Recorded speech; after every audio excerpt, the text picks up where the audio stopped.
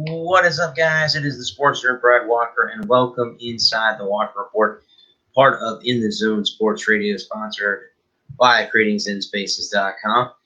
Guys, real quick, before I get into this, I just found out some pretty sad news. The producer of this show, Kevin Dixon, lost his mom earlier today. I want to give my thoughts and prayers out to Kevin. I would not be doing this show without him. He's one of the people why I'm here doing this show. So, Kevin, if you're out there listening, thoughts and prayers to you and your family. Fortunately, I know what you're going through. I lost my mom back in late January of this year, so I know what you're going through, but I just wanted to give a shout-out real quick, Kev, to you and your family. Thoughts and prayers to you guys out there. But, guys, if you want to get some In the Zone gear, head over to squadlocker.com. Type in the Zone Sports Talk Radio. That will present the store for you to go get your Zone gear. Order anytime. It's good all year round and stuff like that. Guys, I'm also sponsored by CreatingZenSpaces.com. Remember, it is the local choice in St. Petersburg, Florida for house cleaning, decluttering, and pet sitting. It's about finding peace within you and adding comfort to your life. And guys, remember, Zen Spaces begins with you, and be kind to yourself and one another. And guys, remember, we have, if you are unable to catch the Walker Report and the Sunshine State Sports Jabber on here live, we have a YouTube channel. The Sports Nerd Bradley Walker is our YouTube channel. Head over there and you can watch these shows in entirety. And guys, if you go over there, like the video, share the video, and subscribe to our channel, because that's pretty cool also. All right, guys, we are going to be joined sometime this evening by a gentleman named, hang on just a second before I bring my co-host on here, somebody by the name of Sasi Ramu. Hopefully I'm pronouncing that correctly. He runs a show called the Sports Talk Weekend. He'll be joining us from the nation of the rising sun, that is Japan. I don't know what time he's coming on here, but I met a guy, his name is Miko. He's the one who kind of hooked me up with this. He's helped sports stars in Southeast Asia. So he will be on sometime this evening. I don't know exactly when he will be on here, but we will have him on if we don't. We do have March Madness to talk about, and then also we can kind of do NFL free agency and all that stuff. But let me go ahead, guys, and bring on my two great go-hosts. First is Adam and Lewis. Gentlemen, how are we doing this evening? Okay. Evening, Brad. Chrome is not cooperating, so I'm trying to get Firefox to cooperate. I've had trouble with Firefox in the past. Normally, I've had issues with both of them, but so. Well, I'll be honest with you guys. Just like about 10 minutes ago, I had a bad thunderstorm here, rain and wind. I didn't even know if I was even going to be. Oh, you can't help that. That's Mother Nature. That's a different story altogether. I need more computer power is what I need. But I did cook myself a steak tonight for the very. I saw that. It was pretty good. How was it? It was good. It turned out well, surprisingly. Okay. I didn't burn the house down. Surprisingly, what do you mean? You mean it wasn't supposed to be that good? Well, it's the first time I've ever cooked one, so it's. I'll have to teach you how to cook a steak one of these days.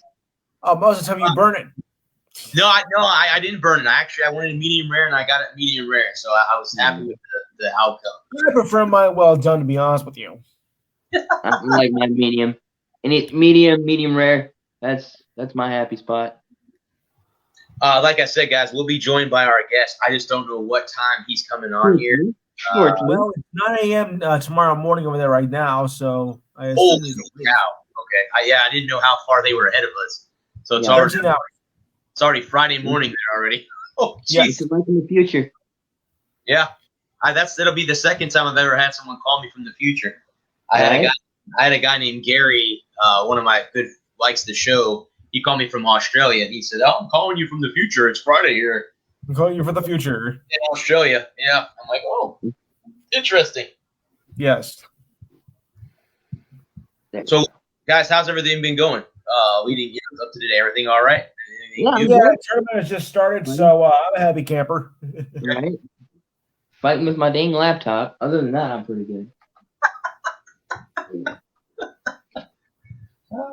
I much prefer to run the show from my laptop because my phone gets so hot when I'm trying to when I'm using it to do to do the show. I'd much rather use my laptop, but if I can't get my laptop to work, well, I'll use it. Goal! Oh, must have been a goal. Who are the Red Wings playing? Dallas. Okay. Yeah, no wonder. The Lightning are tied with the Hawks 2-2 right now. Dallas is awful this year. Yeah, they're way off where they were last year. And the Sabres coach got the axe. Oh, what a surprise. Finally. Should have got fired. Come on. Should have got fired 3 weeks ago. Yeah.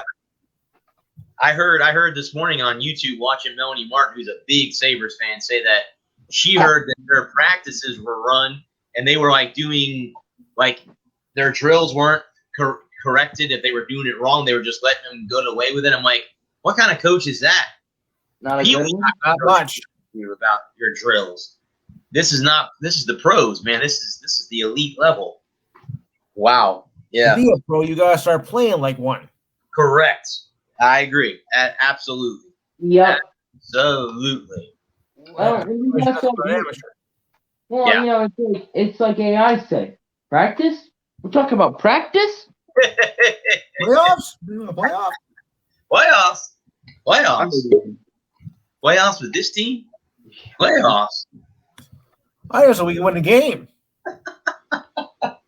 There we go. I just remember one thing, too. You guys remember one thing? They already thought they were, and we let off the hook. Yeah, I love that. Okay. I'm going to hop off here if you want to bring me back in. All right, but yeah, I'll have you this way, and I'll get rid of you this way. Sounds good. There we go. I'll remove there. Okay, now we got it. There we go. I'll remove there. Okay, now we got it. There we go. I'll remove there. Okay, now we got it. There we go. There. Better. No more echo. No more echo.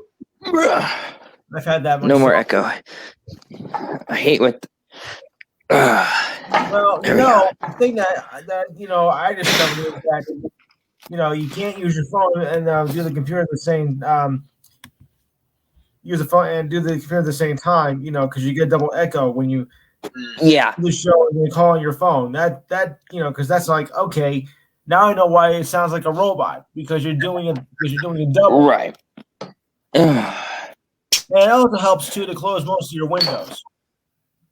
Right. Oh yeah. I was Yeah, because that was my mistake. I'm like, now I think I'm getting it. Yeah. Because, I wanted to be able to do all the other stuff. Like, oh, I get it now. Well, I do all the research that I do through my phone. Right. And I can't do the research through my phone if I'm using my phone to do the show because I got to go out of and it dies. So that's why I like to be on the laptop so that I can use my phone as a research tool. Yes, of course. And I was trying to get a brackets opened up, which I might be able to do. Let me see if I can. You guys want to talk about the NFL free agency? Yeah, we can talk about that. Of course. Well, first of all, what is you guys' take on Deshaun Watson being in trouble? It sounds like he's in deep. What a shot! Guilty. I'm just saying, innocent until proven guilty. But he's had 6 people come out and say something about him. Yeah. Well, where there's smoke, there's fire, if you will. Yes. Yeah.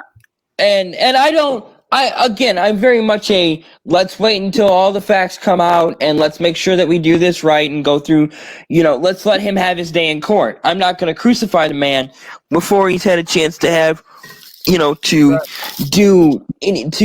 have his day in court, if you will. But also, that old saying, where there's smoke, there's fire.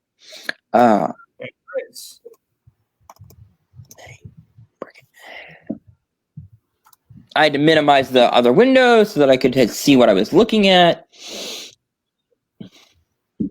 Because I can't do this and not be able to see my camera if I'm going to be on camera. It's just too weird knowing that my camera is on and not being able to see myself. So I had to minimize my tournament. I just want one that I can use online. because I'm going to make my picks with you guys, and I want to be able to look at it and actually click on teams and all that good stuff. All right, so let's go. Let's see here, guys. Let's see what is going on. Free agency. It looks like the 49ers have brought back Trent Williams. Looks like he's staying. Smart move. Nah, I mean, left tackle. I mean, that's if you're gonna have what's his name? Their quarterback. Oh, no, his name escapes me. Who's the 49ers quarterback? The one that was in New England for so long behind Tom Brady. Dang it. Remember his name. They'll have to protect him. What's your take, Lewis, on Bud Dupree going to Tennessee? Signing with the Titans. Signing with the Titans. I don't know. That doesn't strike me as much of a good move. I mean, we're talking about the Titans after all. They're kind of weak on the offense, so I don't think that'd be much of a. Well, he's coming off of an ACL injury as well, so that makes it even worse. Yeah, he's coming off of an ACL injury. You have Joe Thuney, who used to be with the Patriots. He signed with the Chiefs. Yep. So that's a move there. Shaquille Barrett re-signed with the Bucs. That was the biggest deal down here. So, I don't think you're going to see a repeat Super Bowl title. Well, I mean, that's what they're obviously that's what they're hoping is going to happen. But again, that's a long way away to sit here and pencil them in. You hope what you want, but yeah, it's a long way to pencil them in to put them back in. They have to win a lot of games and avoid injury for the season before they can do that. They can't just automatically. Yeah. Pencil them in as repeat champions. Because injuries can happen. Things can happen during the season where you can have I think the favorite coming out of it's going to be Kansas City anyway. I think the Chiefs are going to be the favorite. Season all starts back up because probably. I think Kansas City out of the AFC and Tampa Bay out of the NFC. Right. I mean, was there any? Well, I mean, speaking of Judon. I was gonna say, speaking of teams, the Patriots have been sweeping up every free agent. I know, right? Every damn free agent's in New England now. It feels like it, nearly. Yeah, every damn free agent's in New England now. Yes. Well, they went and got Van Noy back. Yeah, Van Noy back. Yeah. And get a compensatory pick for losing him to Miami last year. So not only do they have Van Noy, they have a pick. Mm-hmm. And they also Patrick Chung retired. That happened. Yeah. Really quick. Which I'm surprised, but he retired. I wonder if he's looking at hard time. I don't know if he's looking at. I don't know. I mean, I listened to the radio and Ian Beckles, who I'm sure you know that name from the NFL. He said today on the radio that it says when you get to the point where the pain's not going away or it becomes more of a job than fun, it's time to hang it up. That's right. Maybe it was time for him to hang it up. Well, wasn't he busted for cocaine? He was busted for cocaine. Yes, he was. But yes, he was. He was busted for cocaine. Correct.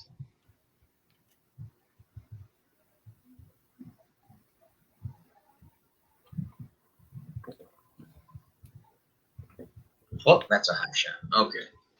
Let's see. Sorry about that. My internet totally crashed. No problem. Crashed? Oh, boy.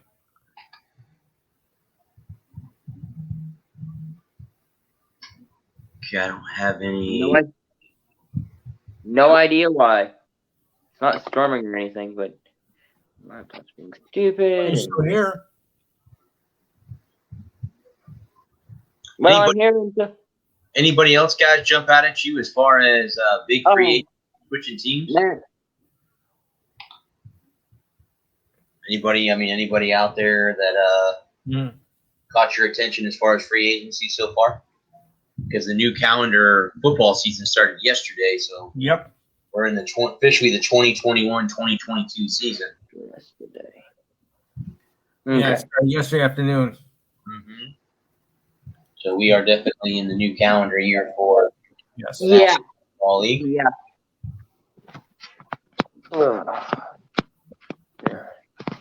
Okay. Can you guys all still hear me? Yes. Yeah, you're all right. Okay, my picture just froze, so I don't know if you can still hear me. Yeah, I've been having all kinds of issues on my end too, so I'm just gonna have to battle through it. Dig deep and battle through it. We do it. Come on, dig deep, dig deep, dig deep. Right. Well, we got a lot of rain here, so yeah. Like I said, I'm surprised mine's not locking up because, like I said, right before I came on the air, it was a downpouring, windy, thunder. Yeah, it was pouring down. That was last night. I'm glad we didn't have a show last night because last night was insane. Well, I know. I think I was at a bar with 3 of my friends last night eating food, and I saw the weather. They said that it was going to rain heavy, like in Georgia, Tennessee, South Carolina. All of them are going to get hit hard. They had tornadoes. Why is my picture all distorted? You're having a seizure over there. Yeah.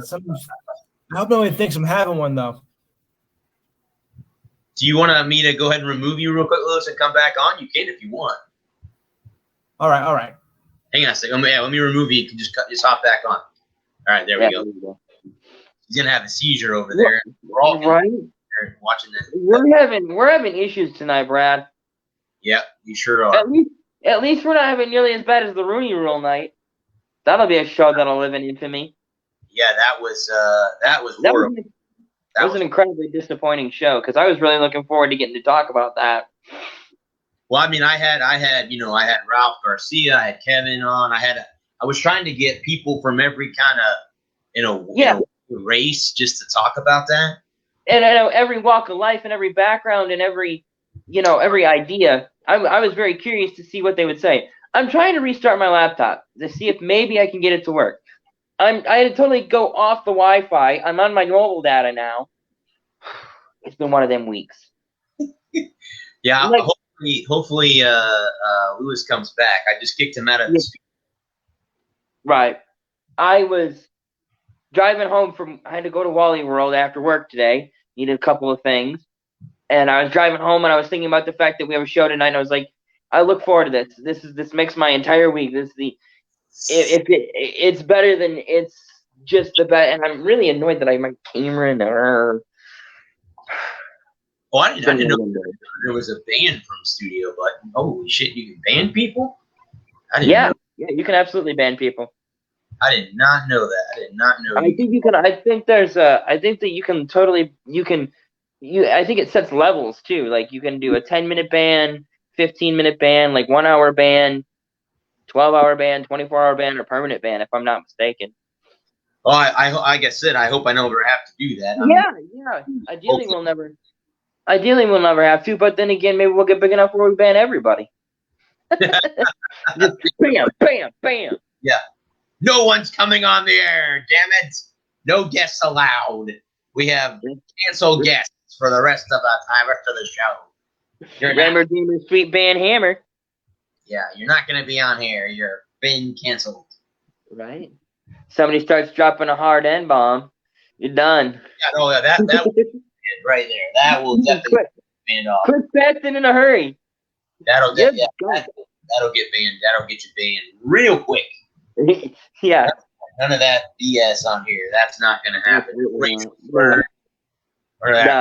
No. That's not flying. No. Why? No. Not fly. And now my laptop doesn't want to load. I need to actually invest in a PC.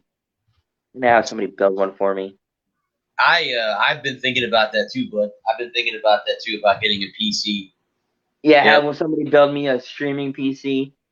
Because this is what I do with my PC now. I used to, and I've also done some music stuff, but this is mostly what I do with my laptop is stream. course you can. What does he ask? I'm sorry, but Lewis is asking me if he can come back. I'm like, no, you can stay off the air. Of course you right. Once removed, never come back. Yeah, dude, come back. I just kicked you out of the studio so that you could get your issues figured out. There we go. There he goes. Is he back now? Not yet. Now he's good. Yep. Oh, I see green. He's green. It's green. It's not easy being green. No. Certainly not. You might want to turn your. Is your camera on or off? I don't get my camera back on. Oh, so he's having camera issues. Yeah. Yeah, that's what it was. You may just want to turn your camera off for tonight, my man. There you go. There you go, Lewis. That's fine. All right. You do audio? Yeah, that's fine. By the way, you guys aren't on camera either. Oh, we're off camera too? Wow. Yeah. I've got myself on camera. Well, I can't see you. Okay. So all he sees, and so it's all audio for him on his end. Okay. Yeah. Well, you don't need to see this beautiful face anyway, so. I see. Oh my god. Oh my goodness. Oh boy. Yeah, the Patriots got a lot of free agents. They're pursuing Ted Lindsay too. The running back or not Ted Lindsay. Who's the kid? The running back in Denver. Oh, yeah. I saw that. He got released. Yeah. I forget his first name, but Lindsay is right. It's not Ted, though. No, not Ted. All right. I want to say Derek. Something like that. I know one of them. Somebody. Okay. Philip Lindsay. I'm sorry, it's Philip. Yeah. Yep. I was like Ted Lindsay. Doesn't he play for God's team now? Yeah. I'm pretty sure he passed away a couple of years ago. Fun. Yeah. There was an alumni game about 20 years ago now in Gaylord, when I was growing up, and Lindsay skated with the men's team, the local men's team, and it was a Red Wings alumni game, and that was really, really cool to get see Ted Lindsay. It was either Lindsay or Abel. I want to say it was Lindsay. Yeah. And I had to ask my dad; he would remember, but I don't remember because I was like 9. 7. I was a young kid. There was another. If we're just gonna do random crap for now, which I'm good with because it's my specialty. Yes.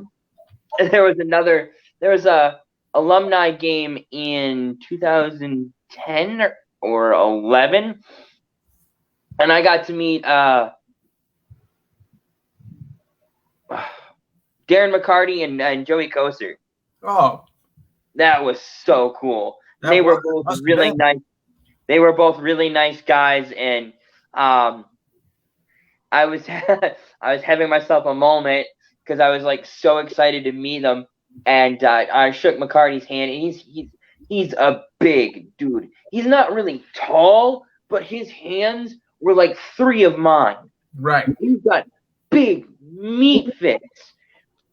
And I felt like I was, and I got a picture with him, and it's my picture, that profile picture on YouTube. That's me and McCarty at that alumni game. Cool. Yeah.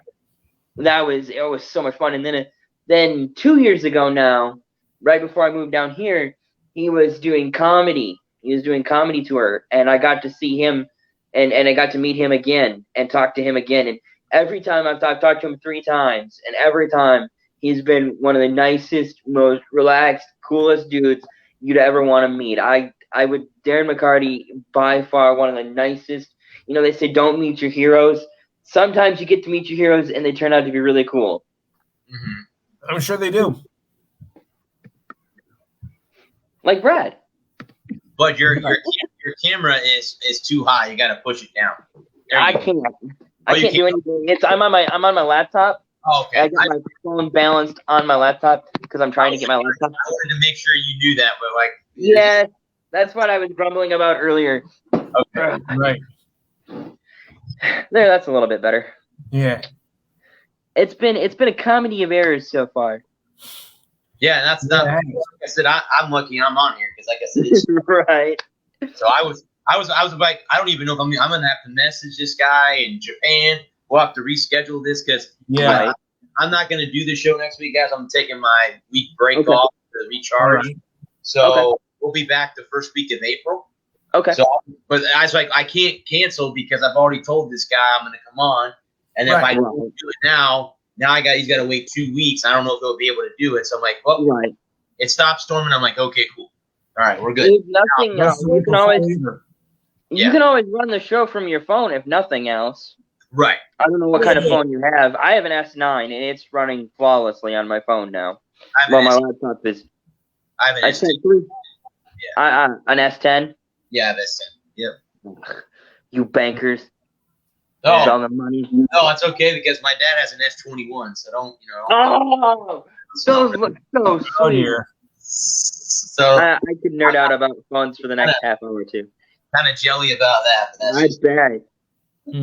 My girl's got an S10, and so I'm super jealous of her. Her phone's sweet. How's that work? She loves it. You're an iPhone guy, aren't you, Lewis? No, mine is well, I don't have a smartphone. I have an iPhone. Android. I gotcha. Or are you one of those old school people that just has a flip phone? I don't need a phone for all those fancy apps like the TikToks and whatnot. Yeah, Instafaces. It's Bill Belichick. That's Bill Belichick's line. Yeah. Belichick's line. Yeah. What can I say? I learned from the best.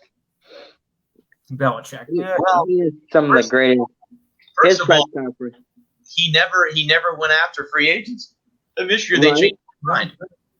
Well, you mean when you have Tom Brady, who else do you need? True. No one. I mean, and I say that in jest, kind of, but if you look at it, look at what Tom Brady did for the last 20 years. He won 6 championships in New England, and every year it was getting a fresh crop of people to buy in every year. And something I was thinking about earlier, and I was going to delve into my show on Saturday. Don't forget, 10 a.m. to noon on Saturday over on the YouTube. Which was a little later. Yeah, well, that's what time I have available right now. So, all right. I don't want to conflict with your show, which is 5 to 7, right? Yes. Don't forget to check Lewis's show out. But I was gonna definitely get into because I was thinking about Tom Brady and I was thinking about Tampa Bay and them reloading and going back after it again next year. And I was thinking about Dwayne Haskins, And the problem with Haskins versus Brady is Haskins doesn't have the clout that Tom Brady does. He doesn't have 6 Super Bowl rings. Right. When you have Tom Brady in his first couple of years, you don't see him out there screaming and yelling and carrying on like an asshole. True. And, if you go back and you look at those first 4 years, from 2001 to 2004, 2005, when they won their first 3, you don't see Tom Brady carrying on and yelling at people and being aggressive and in your face. But you look at last year, now he's got the clout, he's got the pull to be able to get in everybody's face. He's earned that respect by being in the trenches for the last 20 years, being there, knowing everything. He can get on a guy and say, all right, let's go, straighten your shit out, or we'll find somebody who will. You got to earn that. It's earned. It's not something that's given to you by being a top 20 pick. It's not. You don't get it when you get $30 million. You've got to earn that. And I was looking at Dwayne Haskins, and why didn't Haskins have that same? Because he didn't have the reputation. Tom Brady, not only does he has the reputation and the resume to back it up. Yes. And that's why Tom Brady can get in his face and yell at his linemen after 3 consecutive terrible holding calls. And not that the calls were terrible, but the plays were terrible. They made 3 terrible plays in a row. And totally knocked them and cost them a chance at points. And that's why Brady can get on his lineman. That's why he can it was, I think it was 2014 or 2017, whichever one of the years that they won it all. And they did that, they do that retrospect. And Tom Brady was front and center, clipboard out, mouth shut, eyes open, ears on, taking notes, being attentive. And he was the first one to receive criticism from Belichick You didn't argue with him. He didn't get in Bill's face and say, I've got 5 rings or 6 rings or what, I think it was 5 rings because I think that was 5. Yeah. That was after 2014, but before the comeback. He took his medicine, he sat there quietly, took notes, was attentive and responsible. And that's the difference between Tom Brady, greatness, and other people's greatness. Because Tom Brady's been in the league longer than half the guys have been alive in the locker room, and yet he's still learning. He's still striving to be better. Right. Well, speaking of greatness, Drew Brees did finally announce his retirement. So, long time coming. What are you guys' thoughts on that? Long time coming. I think he should have hung up years ago. I think it goes back to what Bradley was saying about having fun. With Patrick Chung. He's still having fun. He could still sling the rock. I mean, he may not have been in his prime anymore, but he wasn't costing his team games. No, but Brees was, has been, badly injured and whatnot. I mean, it was, I think that he made the right call to retire. Yeah. I wouldn't have been upset if he come back for one more either. Right. Nah, I don't think he can take one more year. Physically, probably not. Mentally, he probably could, yeah. But, either way, it was whatever decision he made, I was not gonna knock him for it. If he decided to come back and play another year, great.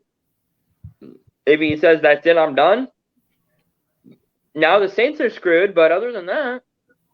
Yeah. I know they signed Taysom Hill and Jameis Winston, but neither one of those are Super Bowl caliber quarterbacks, in my opinion. No.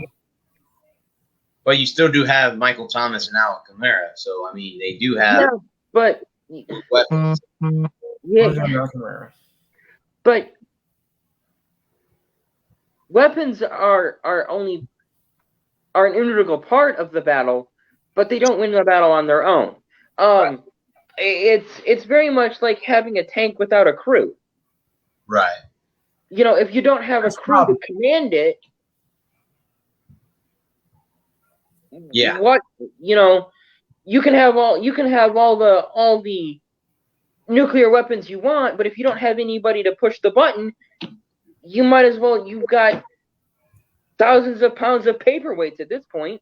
Right. You can have all the super weapons you want, but if you don't have anybody pushing the buttons, and it's not, and you got to push the right buttons in the right order at the right times, and that's what makes the great quarterbacks great, is their ability to year in and year out, consistently over time, be able to figure out what the right buttons to push are, right, and be able to help lead their team into the future.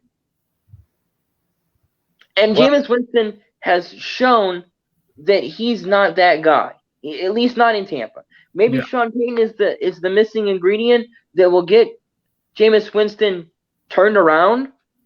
I really personally think Sean Payton is a great coach. I think he's probably the second best coach of the 21st century. Who's the first? Behind Belichick. Never mind. You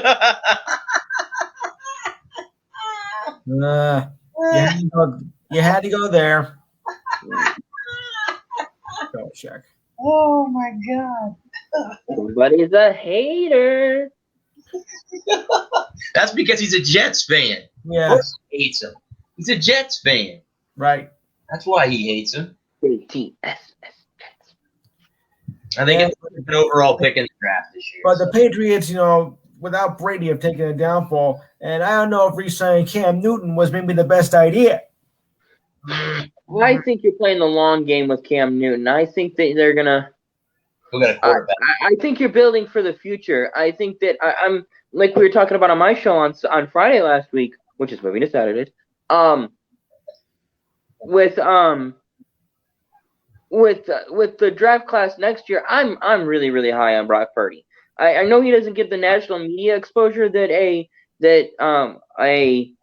who's the kid in Florida whose name is escaping me? Kyle Trask. Trask. Okay, I couldn't. Yeah, Pitts was the tight end. Trask was the quarterback. He may not get the national exposure like like a Trask or a Jones or one of those guys. No. But I think he's got all the tools to be a top tier NFL caliber quarterback. Now I could be completely wrong, and I've been wrong before, and I'll be wrong in the future. But okay.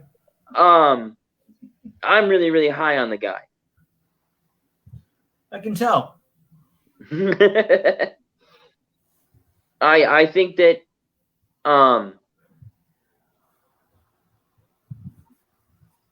I think somebody's going to get a great quarterback. How about the Jets? Who is the second pick in the draft? Who do you like them to take? You want them to hold on to Sam Darnold, or do you? No, I don't. No, I don't. Okay. I think Sam Darnold's ruined. That's Adam Gase ruined him. Yeah. Adam Gase ruined the whole team.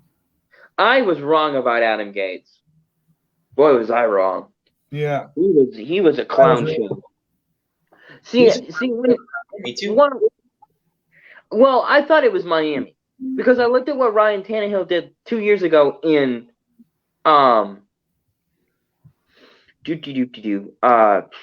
Tennessee after he left Miami. Yeah, and I thought, well, maybe it was Miami. Maybe Miami is just that bad. And then Adam Gase goes to the Jets and absolutely just is terrible. Pathetic. Like one of the worst coaching performances that I've ever seen.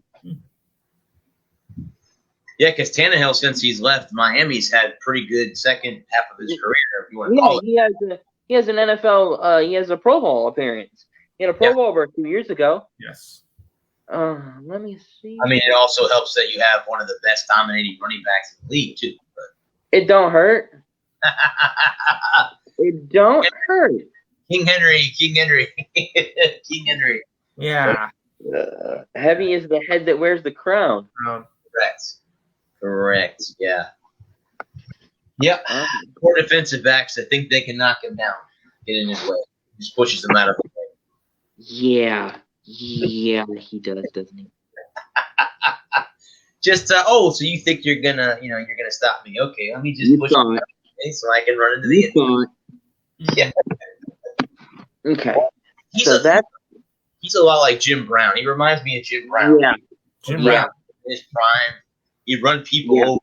Or if you, I wouldn't compare him to this guy, but like Jerome Bettis. Bettis isn't as bullshit as Henry and. He's faster than Bettis. Oh yeah, definitely, yeah, no doubt. Okay, let's see if this will work, or if it's gonna just crash on me. I'm gonna try something too. All right then. Go right ahead. Yeah, but I'm still here. Okay. Well, you can't see me, but you can still hear me. Yes, we can still hear. Yep. And hearing is half the battle. Yep. Thank you, G.I. Joe. Mm-hmm. The rest is extreme violence. Yes. Oh God, I'm older than I thought. Yeah. Old enough to know better, too young to care. No, I'm too old enough to care now. Yeah, right. I mean, I'm gonna be 51 next week. Ugh. Right. Yeah.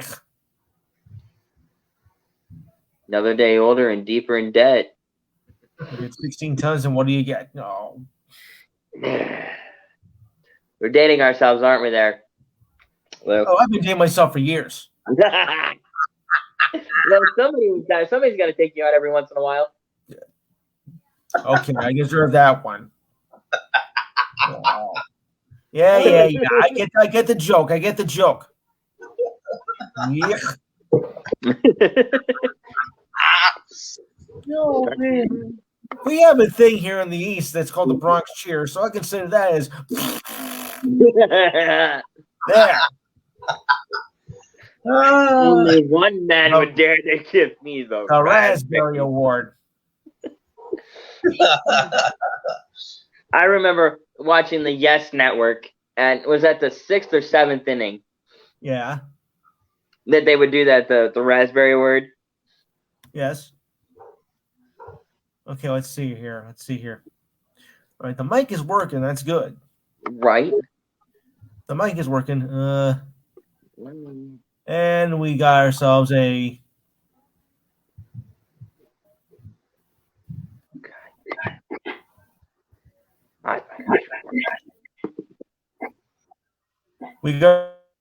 great big nothing.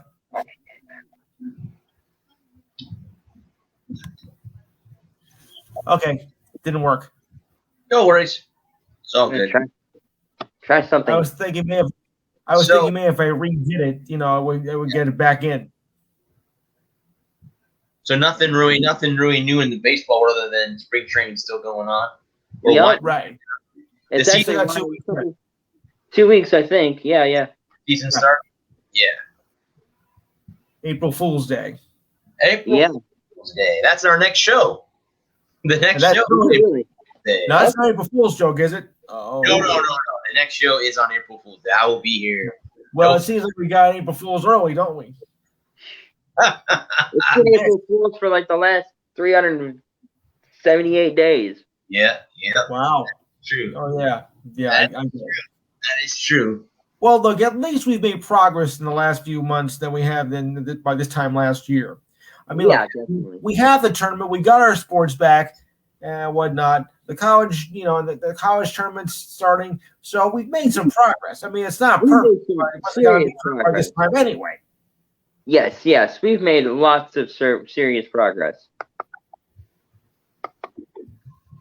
I mean, it's not perfect, but look, I mean, was it going to be perfect by this time anyway? I mean, progress, takes time. Yeah.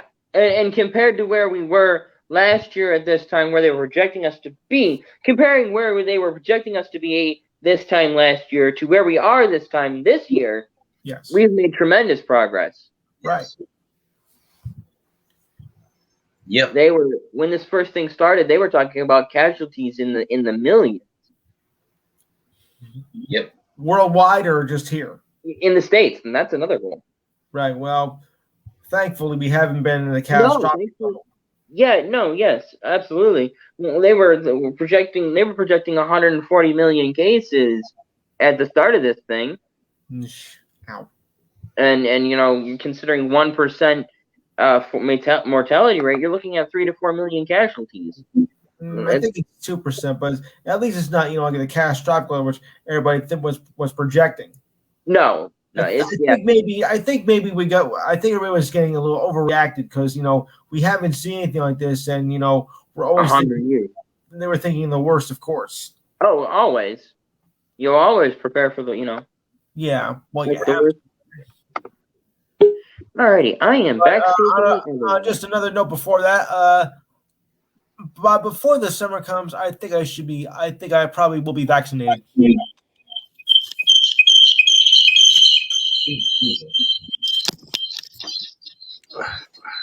Man, we need to get vaccinated with the show. Yeah, what the? Hang on a second. Ooh, that is not good. Hang on, let me do that. Why it didn't close out? Yeah. There. I just killed it. It should be dead. Yeah, it's dead. I don't hear the echo. Sorry about that. That's gone. Could be. Just think I didn't tell us. I was trying not to, and then it did. Right. I was trying to leave the studio because when you kick me out, it doesn't kick me out of the studio completely. It only kicks me out of the what? But I can still hear the call. The thing is that one time I was, preparing for a show and I clicked in too early to start, and when it came time to start, they wouldn't let me in. I think I locked myself out. Oh no, that's not good. Ooh. All right, now I can do this, and I thought they would keep me in, but sorry, you clicked in too soon, and we have to lock you out. Wow. But now I know better. There it goes. Okay, so it disappeared from the bottom of the screen. Okay, now we're good. All right. Yeah. Those things are good. Hot waffles. Wow, that's a cool commercial. It's a local food truck in the area. Oh, no wonder I haven't heard of it. Local food truck in the area. Well, you did say local, so that explains that with me. Yeah, local food truck in the area. Nothing really going on. Hockey, basketball's midway through their season so far. Yeah. I've been watching a lot of basketball. Anything interesting going on there, Lou? You're the basketball guy. Well, I think it's gonna be a tight race in the Eastern Conference. I mean, I think the Nets just took our first place because the Sixers lost last night. So it looks like it's going to be a very interesting race down the stretch. Are you talking at the top or the bottom or both? At the top. The Knicks are holding their own right now, but they lost the last two, but they're still in playoff contention. I think they're going to make it. But the worst comes to worst, I think they'll do that dreadful play-in game. Ugh, that's going to be playoff games. No, the play-in game, that. Yeah, I misspoke. So we have to sell for that. And then, of course, you're going to lose the next round if you play anyway. Yeah, probably. Hey, the bad news is we suck, but we made the play-in game. Only get ousted 3 games later. Okay. Yeah. Hey, we're losers, and we know it. We may not be bad as we may not be as bad as some of you losers, but we're still losers. If you can only see me, because now I'm going to do my famous sign. Well, hang on a minute. Hang on a minute now. Your Knicks are in the 8th seed right now. Yeah, but they were in the 5th seed just a few days ago. Oh, they're 1 game under 500 at 20-21. They're on a 2-game losing streak, but Atlanta moved up. They've had a 6-game. Miami got hot too. The Heat all of a sudden are starting to play good basketball as of late. Yeah. But I'll tell you who is not. But I'll tell you who needs a lot of work, though. Go ahead. Right. I mean, it's in the Western Conference, but one team was on a major losing streak. Oh yeah, I saw that. The Rockets at 17 in a row. The Rockets have been grounded 15 in a row. I thought it was up to 17. I see 18 in a row right here. It says losing streak 18. 18 games in a row they've lost. Oh, boy. Wow. The only thing that's worse than that is Detroit. Yeah, the Pistons are 11-29. What? They're on a 1-game winning streak, though. So there you go. Wow, it's a miracle. Yeah, but I know somebody's connected with the Pistons, and I don't think he's happy. I mean, because there's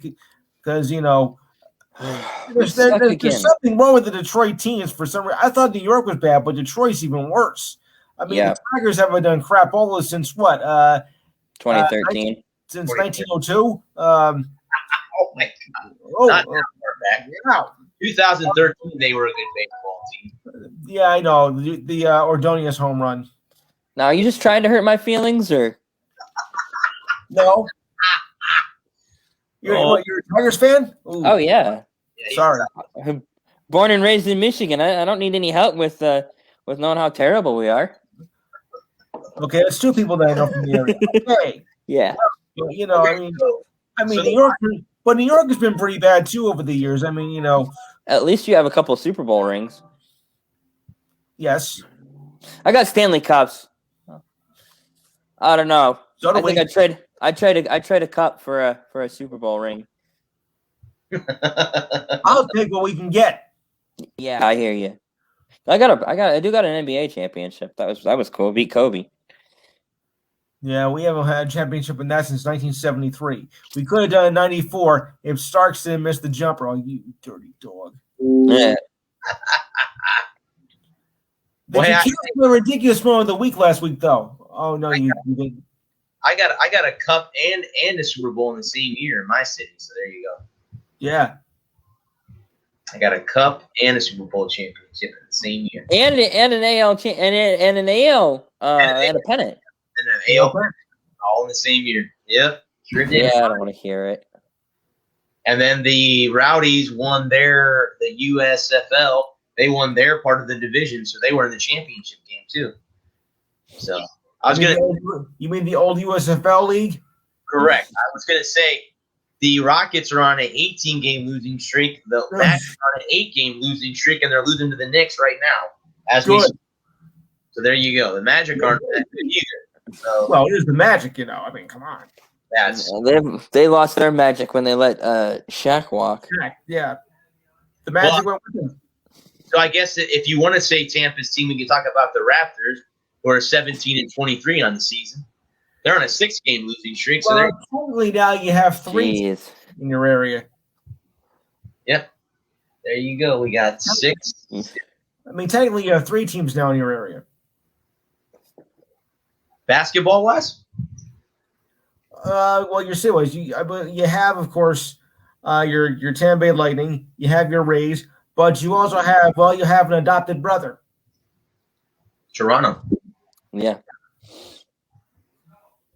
Are they letting fans in Amalie for the Raptors games? Yes, because they're letting them in there for Lightning games. I was just wondering if the NBA was allowing fans in for games or not. Yeah. Yes. I don't watch a lot of basketball, so I hadn't heard one way or the other. The Garden's not filling it up with 19,000 people, but they are letting fans in. Right. Well, speaking of New York teams and speaking of hockey, Jesus, you guys scored 9 goals. Holy hell! Yeah. 7 goals in period 2. You had what? Beautiful. One guy had a hat trick, or did 2 guys have a hat trick? Yeah, beautiful. Best game of the year. They had best game in 20 years, 40 years. What is it? The 86 was the last time they scored 9. Yeah, something like that. I that game was nationally televised, so I caught the end of it. I saw it. Yeah, I caught the end of that. I caught. Oh, by the way, speaking of that, they did find a new home for the NHL next year. Yes, yeah. We were talking about that. We were talking about that on this show or my show. I don't remember which show we were talking about it on. Oh, I didn't know if I brought it up or not, but I still think it's a raw deal, though, a little bit. Little raw? Is that what you said? Yeah, I mean, I think. Maybe you're saying there, 25 games a year. Yeah, that's kind of cheap. I'm not sure how many games NBC had. Well, don't forget that wasn't just NBC. We're talking the whole network. NBC Sportsnet. Yeah, and NHL Network. So they did all together between the 3 of them. That was 102. Here, you're not even gonna get half of that. Maybe about a third of that. Can you say cheapskate? Sure, you can. I don't know. I think ESPN's gonna want to see how it goes and see what kind of numbers they get before they commit to more than a couple handfuls of games. Well, just bring back Gary Thorne. That's all I care. Oh, Gary Thorne and Bill Clement with Panger in between the benches. Yes. That the best national crew in the world. Yeah. They forget Emmerich. Forget him. I can't stand Emmerich. I never liked Emmerich. Never. No. Never. Even though he did Devils games for a long time, but still, I prefer Gary Thorne over Doc Emmerich any day. Yeah, all day. Every dog to do it over Emmerich. Oof. All day, every day, and twice on Sunday. Yeah. I think my dog can do a better job than Emmerich. I really like I would say Rick Tocchet in Tampa or Rick Tocchet. Wow. Or not Rick Janetti. Rick Janetti, sorry. In Buffalo. He's fun to listen to. Yeah. Unfortunately I can't get any Buffalo games. Are they still playing tonight or no? Yeah. Sabres are playing. I think they're losing 2-1 to the Boston Bruins, if I'm not mistaken. Yeah, but we wasn't because they said that it was possible they weren't going to be playing tonight, but I guess they managed to work it out because they had a case. Boston had a case. Yep, they're not sure.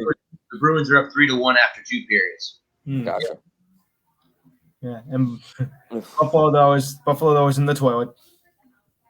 I think they're. I don't think they're in the toilet. I think they've gone down into the septic tank there. I fell inside a tank once, No, I did. I'm sorry to hear that. It was a long time ago. No. It was completely ridiculous. I mean, now keep this in mind. I was 11 years old at the time. We were out in the front yard, playing a little flag football and whatnot. And I was going for a run, and our front yard has this big septic hole in it, and I fell in it, and I looked like crap. Probably smelled like it too. Oh yeah. Oh, I was like, what the hell happened to you? I got condescending tape. What else? You dirty no good. Go get cleaned up. It took me 3 days to get cleaned up. I bet. Now I know what hurts. Now I know what it feels like to be sprayed by a skunk. Yeah. I was almost sprayed by a skunk once. That was terrifying. We had this tonneau cover for our truck, and me and my dad picked it up, and just about the time we picked it up, he came flying out of there. Tail up. I was like, oh my God, oh my God, oh my God.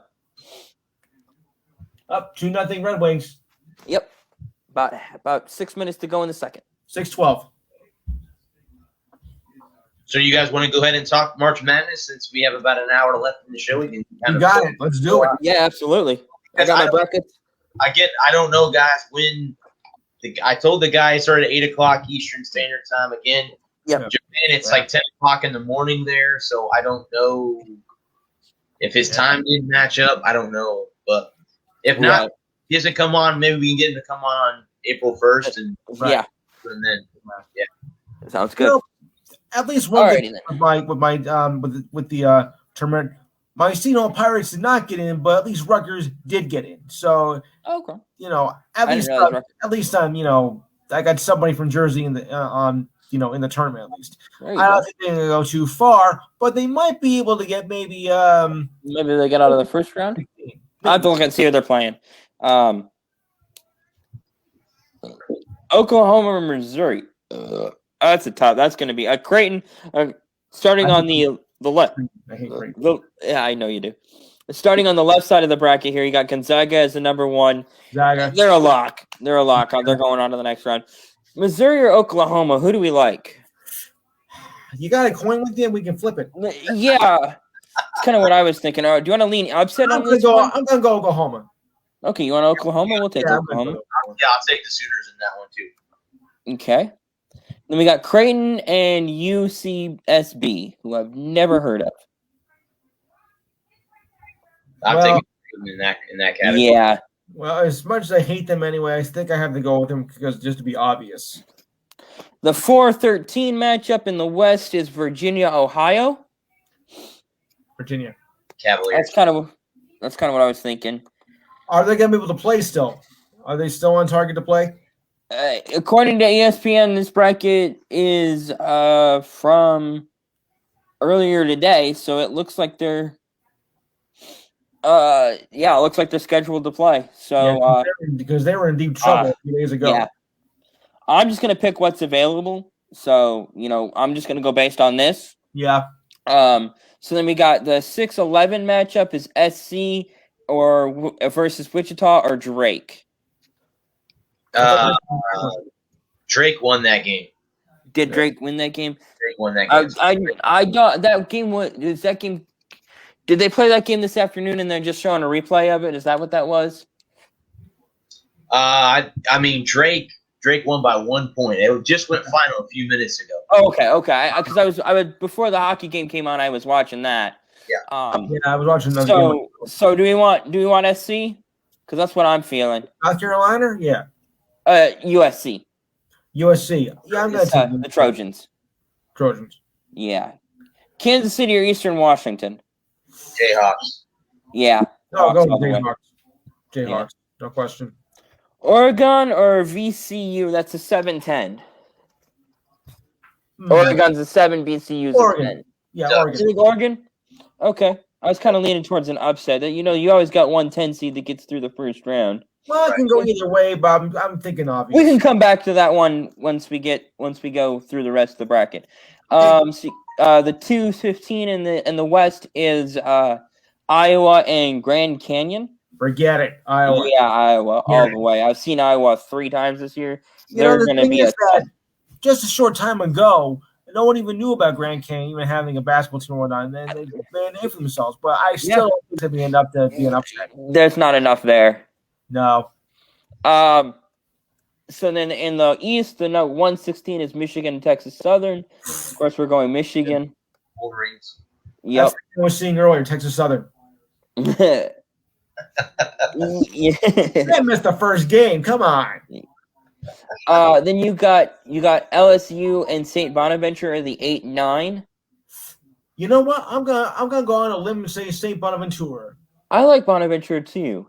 From Philadelphia. I'm gonna take the Tigers from LSU because I'm an SEC guy. That's football. I know. You got an interesting interesting. Alabama has a pretty damn good basketball team. They do have a damn good basketball team. They could upset a they could play spoilers in a lot of brackets. Yep. We got Colorado and Georgetown. That's the 5-12 in the East. You know what? I'm gonna go upset here. I'm gonna go Georgetown. I was thinking Georgetown. I was gonna say that too. I'm gonna take the Hoyas in that one. Yep. Yeah, traditional basketball powerhouse against an upstart. Yeah, Then the 4-13 in the East is Florida, UNC Greensboro. Florida. Yeah, States. Florida State. Knowles. It's the Knowles. They're a good basketball team. Okay, and then so that game has not been played as far as I know. So BYU versus UCLA or Michigan State. That game tips off in about an hour from now. Yeah. Okay. Right when we end the show. Yep. Okay. So do we want to take are we taking BYU or the field? I'm taking the field. Field. Okay. Field on that one. Texas and Abilene Christian. That's the 3-14. Texas. Longhorns. That's what I was thinking. Maryland versus UConn. UConn versus Maryland. That's a 7-10. Okay. I like Maryland. Terrapins. Yeah. They play good basketball. They're a scrappy team that can shock the world and get to the sweet. They'll get to the 32. I don't think they'll get to the Big East guy, so I'm gonna go with UConn. Okay. Okay, Liz. Okay. I mean, Huskies. And then Alabama, Ionia is going to be Alabama. Roll Tide. Alabama. Okay. Sorry, Rick Pitino, but I don't think Ionia's got enough. Yeah. And then Baylor Hartford is the 116 in the South. Baylor. Yeah, that's what I was thinking. Bears. North Carolina versus Wisconsin. That's the 8-9-8. That's a tough one. Yeah. I've seen Wisconsin a lot. I like Wisconsin. I think they can do it some damage. Badgers. I'll take the Badgers in that. Wisconsin by a slight margin. Yeah, not by much, by 3 or 4 at most. Okay, so then you've got 5-12 is Villanova and Northrop or Winthrop. Yeah, Winthrop. But I'm gonna go. I gotta go Nova. Nova. That's my cousin's daughter. Gotta go there. Purdue and North Texas. I don't know a lot about Purdue at a 4. That's one I'm thinking that could be very easily be an upset. That might be. I could see Purdue looking past North Texas and looking towards Villanova. I think I'm going to go with an upset. I think I'm going to take North Texas. I think we'll go North Texas. My sister-in-law will thank me too. Let's make that a 3-peat. Let's take North All right, Texas. then. Yeah, my sister-in-law will thank me anyway. Then we got Texas Tech and Utah State. 6-11. Texas Tech. You like Tech? On Colgate 3-14. Razorbacks. Razorbacks all the way. Arkansas. Colgate's a toothpaste. It's it's not basketball. Yeah. Okay, so then the 7-10 in the South is Florida and Virginia Tech. Oof. Oh. The heart wants to take the Gators, but the mind wants to take the Hokies. I like the Gators. I'm taking the Gators. Virginia Tech. I'm going to take the Hokies. Too. Florida's not a very good basketball team this year. No. Ohio State and Oral Roberts. I'll go. I hate to say it, Buckeyes. Yeah. Ohio State. Yeah. The Midwest is the 1 and 16 is Illinois and Drexler. Illinois. Yeah. I'll give Drexler credit for getting after 140 years, but not enough to get number 1. Yeah. Number 2, no. So that the 8-9 is Loyola Chicago and Georgia Tech. I want Tech. Tech. Yep. Go Yellow Jackets. I hate Loyola Chicago. I just hate Chicago in general. So I despise everything and anything. Other than the pizza. Other than their pizza. The only thing that's good to come out of Chicago is their pizza. Now you know Blackhawks? Oh. Hey, real quick, guys, I think our guest is here, so let's bring him up. Okay. We can come back to that in a minute. Yeah. Not a problem. this guy is coming from Japan, so he's overseas. This is How do you do? I'm still not here. Can you hear us? Good morning, I would. Yes, hi, gentlemen. How are you? Good morning, sir. I'm here. Thank you for good. joining us. I'm here. I got beer, and it's all good. All right, I got my coffee. It's early in the morning here. It might be a little early for beer where you're at. Right. Exactly. So I've got my coffee. As they say, it's 5 o'clock somewhere. Yeah, it is. Yes. Exactly. So I have to ask, what inspired you to do what you do with your coaching program? Right. So, my background is I was a professional soccer player for many years. And when I actually retired, I retired quite young at the age of 29, then moved to Australia. So I had enough. And I said, okay, I'll probably look at what's next with my career. So I moved to Australia. I worked in a sports marketing agency. But one of the things that I realized over the years, I built a very successful sports agency over the decade. And then eventually sold it in 2016 to a big Japanese conglomerate. I'm based out of Singapore, so I don't know if you guys, know Singapore. It's one of the most expensive cities in the world to live, and that's my home. I was born here, so I also played international soccer for Singapore over 35 times. I represented the country. So, and coming back to the point where what inspired me to start my sports coaching mentorship program. It's purely because I saw a lot of coaches, actually to start with, a lot of athletes after they finish their professional sports, they don't know what really to do with their lives. They kind of go into this slump, including myself. I had that for like 6 months. I didn't know what to do. Professional sports as well. All I knew. And so I started helping athletes to make that transition from being a pro athlete to, being an entrepreneur, a sports entrepreneur. But I also realized that athletes they're notorious for not planning early. They just want to leave it till the last minute to plan their career. So, and what I felt was, if I'm going to help someone, then I want to make it meaningful. And I also realized that 90% of them actually became coaches, sports coaches. So that's where it all started. And it's been going really well. I help a bunch of coaches in North America, mostly. A guy that was working with me, a basketball coach in New Hampshire there, went from $3,000 a month to almost $20,000 a month now in his basketball coaching business, just using my template. So yeah, it's exciting and really, really fulfilling. Sure. Have you worked with any major athletes, all over the world? Doesn't matter. It doesn't have to be within the U.S. Any major athletes that you work with? Yeah, one of my highest profile athlete that I work with is a soccer player from former Liverpool FC striker, Neil Mellor. And he's from the UK. So I worked with him in getting his social media agency going. And after working with me, he kind of 3x'd his revenue just by doing a few things. So yeah, he's probably the most high profile athlete that works with me. Nice. So you said you played soccer. Did you guys win any World Cups in Singapore? Were you guys close to winning a World Cup? No. We are a very, very, very tiny nation. So we're only about 5 million people, and even in Asia, we're not a powerhouse. But I tell you what, back in 1998, when I was playing, we won Singapore's first ever title. Let's not forget, Singapore as a country is very, very young. We're only like 55 years old, right? Still very young. Right. Yeah. So and small country. We are just, in fact, we are just an island, right?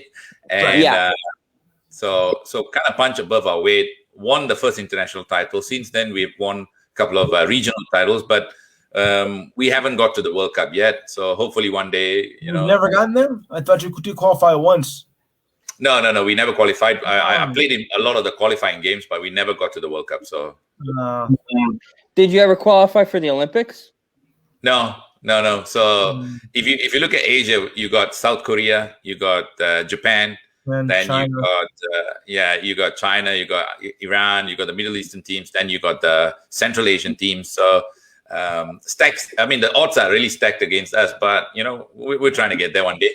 Yeah, right. I'm sure you will. Well, if you're having fun, it doesn't matter. Right. Yeah, exactly. Yeah. So, do you guys have rugby in Singapore? Is that a sport that they play in Singapore? It is. It is a sport, but it's not big. Not big. Okay. I thought it was big. Yeah. Australia, it's really big in Australia. Yeah. It is. Yeah. Australia is really big. Yeah. I like rugby. Rugby's a very fun game to watch. Yeah, but dangerous to play. Well, it's definitely a sport that the United States does not do very well in. No. We don't win World Cups in rugby. We don't win World Cups in rugby. Really I love Seven Nations. Colleges, though, not professional, though. Here. Yeah. But it's huge in Japan, though. Right. Hong Kong, Japan.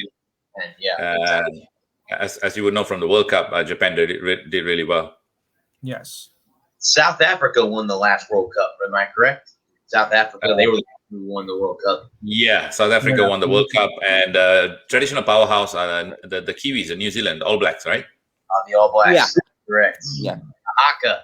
That's so cool to watch them do that before they do. Exactly. So is it just the major coach in New Hampshire? Have you worked with anyone else? No, so the way I see my program really benefiting is the mom and pop shop, that a basketball coach that is, serving his own community. It's not about the big names that I don't really get excited about the big names. If they come, it's great, but it's about the guy that is in, like I said, like in New Hampshire, right? He's got a basketball coaching school where he's impacting his own local community. And he's, because he's successful, he can really change the lives of many other young kids in that area. So I get excited about that more than, the big athletes. They got money, man. They can take care of themselves. It's the guys that, nobody look at or talk about. So, yeah, the little guy. So whether it be in basketball or soccer or any other sport, I've worked with guys across the world, in Belgium, in the UK, and a lot in North America as well. So it's those kind of guys that really give me the fulfillment, purely because I think, earning anywhere between 10 to 20 grand a month in their sports coaching business, it can be life-changing, right? Yeah, it would be life-changing in any business. Yeah. Yeah, exactly. So that's where that's the group that I serve, and that's the group that I get really excited about. And that's one of the reasons why I jump on podcasts like this to share the good news, and hopefully someone listening to it say, hey, you know what? I'm a sports coach. I need a bit of help. Maybe I can speak to Sasi. Yeah. Yeah, absolutely. I mean, absolutely. I was gonna just ask, well, you have your own sports network, right? Or sports talk show? Is that? Yes, I do. I actually work with one of the largest national broadcasters here in Singapore. I have a show on the weekend called Sports Talk, Saturday and Sunday. So I create about 4 hours of live content. As you guys know, it's not easy. 4 hours of live content. No kidding. You see what I go through here. Do you do it on your own, or do you have a co-host? No, it's just me. It's all me. I'm like Rambo, one man army. Oh, good God. That's what that's time hard. Is it air in this country? Say that again? What time is it air in this country? What time is the show? It's just 9:15 here in the morning in Singapore. What's your time over there? Well, right here. 9:11 in the evening. 9:12 p.m. last night. Yep. Right. So my show's on the weekend from 8 to 10 Singapore time. 8 to 10 Singapore time. That's So p.m. that'd right? be Friday night then. Friday night, yeah. Or Friday, guys have Friday Saturday. night. It's actually Saturday morning. Saturday morning. Yeah, Okay. Saturday early in the morning. That's right. Yeah. Okay. Yeah. Doesn't clash with my show. Yeah. So, obviously, you played soccer. Is that your favorite sport? Yeah, I would say so. I think it's if you look at soccer globally, it's the number one watch sport in the world, right? I'm sure you Americans would disagree with the NFL. It's the Super Bowl seems to be always popping up. You can't argue numbers, but I mean, it is the most popular. The thing about soccer is all you need is a level surface and something vaguely round. That's it. And it doesn't even have to be all that level either. No. To play the major 4 sports in North America, you have to have specialized equipment and especially specialized fields, playing surfaces. baseball, you have to have a specifically designed field to play baseball. To play football, American football, it really helps to have a fairly level, fairly big surface. Play basketball, you need blacktop hoops and a ball, a specifically designed ball. And hockey, you have to have a specialized arena that you can't play hockey without an arena. With soccer, any vaguely flat and vaguely round object, you can kick a Coke can around and call it soccer. That's what people do. And that's what I think. One thing that I think makes soccer so popular around the world is anybody can pick up a vaguely round object and kick it between two vaguely flat portions. That building over there and that building over there, and then that one there and that one there, and that's a soccer field. Well said. You summed it up really well. As you might say, a football field or pitch, maybe even. I don't suppose with the soccer that we have here in this country, we do have a professional soccer league, the MLS. I don't know if you're familiar with that, but we've had this thing since now for just about a quarter of a century. So that's right. Oh, you are familiar with it. Okay. I mean, and a lot of people were thinking, this couldn't last, and because we bombed out with the other league and whatnot. So we thought, okay, history's gonna repeat itself, and this league will be gone in 3 weeks or whatever. And now it's been around for 25 years. We have teams in our area, my area, in New York, New Jersey. We're scattered all over the country, by the way. Bradley's in Florida, and I'm in Tennessee. New Jersey. So we don't all actually follow all the same teams, but we do have have our own league, and it has a loyal following. I mean, I guess you have to to last this long. So while we may be, soccer may be our top game, it has a place finally. Yeah, I think so too. I mean, if you look at the number of franchises that's growing over the years, it's amazing, isn't it? I mean, every major city in the U.S. now is looking to have a soccer franchise. So with a stadium. So I mean, I must say that you guys do it really well when it comes to sports and sports marketing. And I think in America, you guys by far are advanced than most of the countries in the world.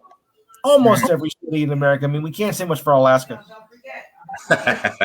No, they don't have anybody much. They follow Seattle and Vancouver. That's it. That's it. Yeah, that's right. Yeah, that's what they got to look forward to. Oh yeah, Portland. I forgot. Yeah, Portland, not Portland, Maine. No, but it is exciting because if you look at the U.S. men's national team now, you have like 50 players in the top teams in the world now. So you got 50 players. That's like a World Cup winning kind of a squad, right? Because you got some top players in Barcelona, you got Bayern Munich, you got players in Borussia Dortmund. You like some big teams in the world. Chelsea in England. So you got like Christian Pulisic. So you got talent there. It's just that I think it's putting it together that's going to be the trick. Yeah, I think in a couple of World Cups you'll see the US at least finishing in the last 8 or last 4. I won't be surprised. Well, I think our best one we had was in 2010. That's and because we were watching this on our lunch break from class, and we had the game on. You guys want to see it? You guys, let's see it. And it was nothing late in the second half. And Landon Donovan hits a rocket, and everybody we're watching, we just erupted like, yes, holy mackerel! Yeah, Landon Donovan was the only. Landon Donovan is the greatest American-born American soccer player. Absolutely. Yeah, he's the only reason that I cared about soccer in the mid 2000s. I didn't watch soccer because the thing about soccer on TV, I love going to a soccer match. I've been to about a half a dozen soccer matches when I was in college. It was some of the most exciting sports in the world. Sure. And I've been to NASCAR, I've been to baseball and basketball, and I've seen a lot of events. But soccer in person is an experience unlike anything else. It's so much fun, but it's so much different than any other sport because there's so little going on at a soccer match, especially on TV. Where they kick it 50 yards and then the other team kicks it back 50 yards and they kick it 50 yards and they kick it back 50 yards. It's you go take a shower and get a sandwich and we'll be back if anything actually happens. Yeah. And it's almost nonstop though, and the clock goes up. The only time to really stop is like for substitutions or someone's like really injured and like you got to get him out. Other than that, it's a continuous action. Unlike baseball where you gotta stop every 20 seconds. 30 seconds. It takes 6 hours sometimes. Yeah. But the thing about soccer on TV versus in person is that with in TV, you can only focus on the camera is only so big, can only cover so much, and so you can't see what the midfielder's doing, or the goalkeeper's doing, or the striker's doing. You're only focusing on maybe 3 or 4 guys, and they're kicking the ball between each other, and it's like, will you do something? Maybe somebody grab a croquet mallet and hit somebody. That might be exciting. I don't know if that's legal or not, though. Hey, it might be exciting. But you know what? Here's a question for you guys, right? You love your NFL. How many minutes of actual play is in an entire game? 6 or 11. I don't remember. 11? It's about 12 minutes, I think. Well, what you mean? NFL is 15 minutes per quarter. No. Of total game time. Actual. When the ball is in the air. Yeah. From snap to it's about 11 minutes. Yeah. So it's amazing when you think about it, right? Such a big game, so much money involved. But they actually play the game only for 12 minutes. It's amazing, isn't it? Well, everything all 4 quarters. Yeah. In the four, there's a total of 11 minutes of action, of actual ball snapped in the air. 44 minutes all total. There's 45 minutes of nothing basically. Yeah, but it's exciting, isn't it? I mean, there's always a group for people who love the sport, someone who loves soccer or hates soccer. That's the beauty of sport. We all have our own opinion, and that's why you guys got your show. I wouldn't call myself a soccer hater. I was sitting in a cigar bar a couple months ago, before the pandemic and all that, and I was smoking a cigar, and one of the guys was like, "Hey, can I put the soccer game on?" And we were sitting there watching the soccer. It was so much fun watching. I don't remember where he was from, but he wasn't from the States. He was from overseas somewhere, and we were watching the game together, and it was so much fun watching it with him. And we were talking about the differences between soccer and hockey, and how they're kind of like they're totally different sports, but yet they have so many things that are so in common. Amazing. Right. Well, I heard the other day why soccer is not popular in America, because the sports here that we all love are all fast moving. Football, fast moving. Soccer, it takes time for goals to be scored, and hockey like that too. So in a way, Americans, when it comes to our sports, we're not patient, and soccer you have to be very, very patient and let things develop. Like you said, you can't see the guys behind the scenes, what they're doing. You can't see the goaltenders. You can't see the midfielders and all that. So what happens is, because the camera is so focused on just 3 guys, we just okay, well, like you said, I'm going to turn it off now. I'll turn it back on when they score a goal. It just takes time in soccer to develop and it's great to see when they score a goal. I mean, it's awesome to see because of how crazy the fans go. Like you said, it's one of those events you have to go in person and experience, because it's so cool to be at a live soccer game and see all the fans get riled up when a goal is scored or a big play is made.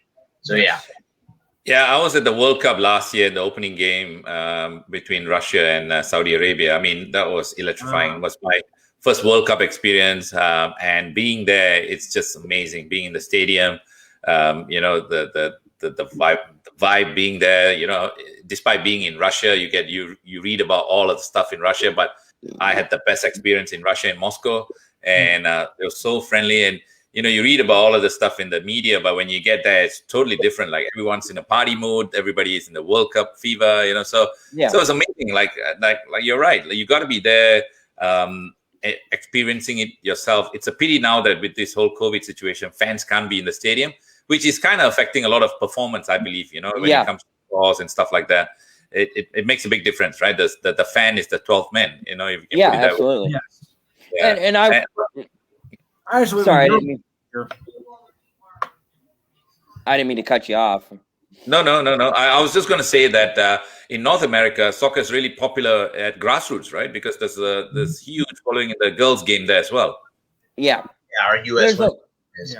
I think soccer is popular on a youth in terms, like, it's not nationally popular. Like, you're not going to see people throwing a World Cup party anytime soon in the U.S. like they might throw a Super Bowl party. No, that's not. If the U.S., if they got in, I think they would.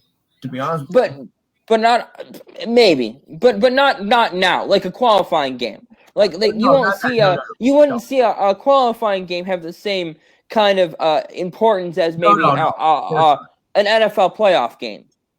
But on the local level, like, youth soccer is huge across the states because it goes back. Going back to what I was saying, you can play soccer anywhere with any vaguely round-shaped object that isn't made of iron or something. Do you think it's also got to do with the safety aspect? Because when you look at the likes of NFL and even hockey, I don't know if I will allow my kids to play NFL and hockey with the concussion and the hockey sticks, violent, a bit of violence. Yeah. Basketball is fine, I suppose, but what do you guys make of that?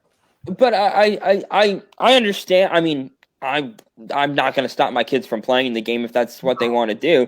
But I understand where parents may be coming from, where football isn't necessarily safe, and hockey certainly isn't. Like, but anything you do, unless you're going to live in a bubble boy, you're going to have to assume risk. But when it comes to one thing that makes soccer, you were mentioning equipment. It made me. What do you need to play soccer? Shin guards. That's about it. You don't need thousands of dollars of equipment, or even hundreds of dollars of equipment to play soccer. Any schmuck on the street corner can pick up $10 worth of shin pads, a $5 ball, and some traffic cones. I mean, I'm sure you can go down there to the local construction site and find a couple traffic cones. Just don't get caught. And you can throw them up there. And I got a gravel or a paved driveway out here. You can play soccer on that. It's not level. It's not flat. There's a little bit of a lull to it. You can still play soccer on it and have a good time. Yeah. Any vaguely flat, vaguely rectangular shape that's fairly wide. I mean, people play soccer in alleys, narrow alleys. You can play soccer anywhere. Absolutely. Yes. I mean, as far as with soccer, I know a lot of the soccer players here recently, whether they're men or ladies, are going to have their brains donated for CTE research. So I'm just curious on how, because Abby Wambach is a well-known U.S. women's player, and that she's had concussion issues. She got many concussions playing soccer. So I'm just curious, when these. Of course, the unfortunate part is we have to wait until the athlete dies. At least for now. Yeah, for now, to find out the results. So in the future, hopefully maybe we can test while they're still living to see if it happens to be an issue, because we've lost a lot of good athletes and a lot of good people to CTE. I mean, you can go down the list. Jack Lambert was one of them. Aaron Hernandez, I think, has the worst CTE that anyone's ever seen. So, I mean, you can go down the list of athletes. Jim McMahon has to go and get his spinal fluid drained off his neck every week, every month. I don't remember, something like that, because of otherwise it'd stop his brain and he'd be dead. Yeah. And I think we're talking about soccer. Soccer is one of those sports that you don't think about being dangerous, but it'll get you if you're not paying attention. No. Yeah, absolutely. I think, like any sport, be it soccer or anywhere, because you got to be fully present, right? Because it's a contact sport. It's a contact sport. You're going to get tackled, that's for sure. The opponent is not going to let you just walk past him. They're going to try their best to stop you. And if you're not present, if you're not strong, you're not physically aware or mentally aware, you're going to get hurt. And I was a defender, and that's all I was paid to do, to stop people. So I'm 6'4", so you can imagine me running at 100 miles an hour, bang into you. It can be painful, right? So I think sport that you play, you gotta be careful, and you gotta be very present. I suppose it's with sports science as well. Now, if you look at athletes, especially North American athletes, I mean, you guys are built like tanks now, because there's so much science behind nutrition and the overall physical presence of players in North America is just amazing. So you guys make fine athletes, and that's also, I think, probably one of the reasons why people get injured a little bit more, because today athletes are they're so strong. They're also on a razor's edge between being over that from like you train and you train and you train and you train to the point where you're so well conditioned that any one wrong step could be the last step you take. Does that make any sense? Where like no. I'm not saying that no long gone are the days of a cigarette, a beer, and a hot dog at halftime. You don't see athletes out there having a cigar with breakfast or a pack of Camels with lunch. Athletes are so well conditioned that they're on that razor's edge of being over conditioned, where any one wrong movement, you're tearing ligaments, you're tearing, not to say that you shouldn't be conditioning yourself to be that superstar athlete, but I'm saying, that it can lead to more injury. But we've also come so far in medicine where, 30 years ago, Joe Namath breaks his leg, right? Gruesome injury on Monday Night Football in front of the whole country, right? Yeah. And, fast forward 25 or 30 years, nearly same identical hit happens to Alex Smith. 17 surgeries later, he's back in the NFL.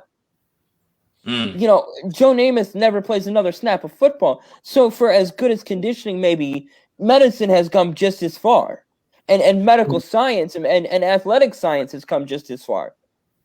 Yeah, I mean, that's a great point you brought up there, because when you look at athletes now, let's say example where we zoom in on one injury, which is the cruciate ligament, right? ACL or whatever they call it. In the past, an athlete had to wait out like for 9 months to get back into the game, especially in soccer. These days, they're back in 4. At most. Yeah. So can you imagine how far, like you said, medical science and all of this has really enhanced the athlete. So while it's good, it also comes with its bad, right? And I think this is not going to go anywhere soon, right? In the sense that it's not going to go away, just purely because people are going to get stronger. Technology is going to get, it's going to catch up. So I suppose that's why also we get a reason like this to sit around and talk about it as well. Yeah. I have to ask a question. How has COVID affected Singapore as a country since you live there? Yeah, we are probably one of the nations in the world that really had got a good lid on how to control it, but we kind of went into this whole lockdown purely because there was a certain quarter of the population here, which are the migrant workers, workers who work on buildings and stuff like that. Because they live in very close quarters, and Singapore, like I said, is land scarce, so there's not a lot of space for these guys. So it spread like wildfire when one of them in the camp actually got infected, and it spread like wildfire. Besides that, and I must say, the government has done a really, really good job in putting a lid on it, making sure the borders are all closed. Right now, it's pretty much normal. Like, we have very, very few cases per day. In fact, I think, if I'm not wrong, for the last month, we probably have 1 case of COVID-19. Our death count it's very, very low, below 10, I believe. So I must say that, while we are only a 5 million population, we've done a great job because Singapore is a highly transient place. People from all over the world come here. So we have one of the best airports in the world. So you can imagine all sorts of nationalities transcending upon Singapore, right? And if you're not up to it, and then it's just going to blow up. But we've done a great job. I think a lot of things are back normal, but sports is not back in full force, in the sense that no fans at the stadium. My kids can't play full-sided games as yet. Amateur sports is not firing on all cylinders yet. So it's still, I suppose, 2 steps away from being normal, but this is as normal as you can get. Like, we are grateful for not being under lockdown, and it would have been a nightmare to go into another lockdown, because it was hard. 3 months at home, it was just too much to take sometimes. Yeah. What about you guys over there? we're getting back to normal. Yeah. Somewhat. Yeah, Okay. we're it's not like the U.S. is such a unique place in the world because we don't have one central government that tells everybody what to do. We have a guidebook that we have federal guidelines, right? We're a federated republic, so we have 50 individual states that can set their own rules for everything, and then on top of that, we have 50 states with we have one federal rule. We have a set of federal rules which govern everybody, except for the rules that are left to each individual state. And then from there, we have state guidelines, and then from there, we have local guidelines, and then you have individual store and venue policies. So a federal guideline, a business is allowed to decide what it wants to allow and not allow. So a store can, the governor may say you don't have to wear masks anymore, right?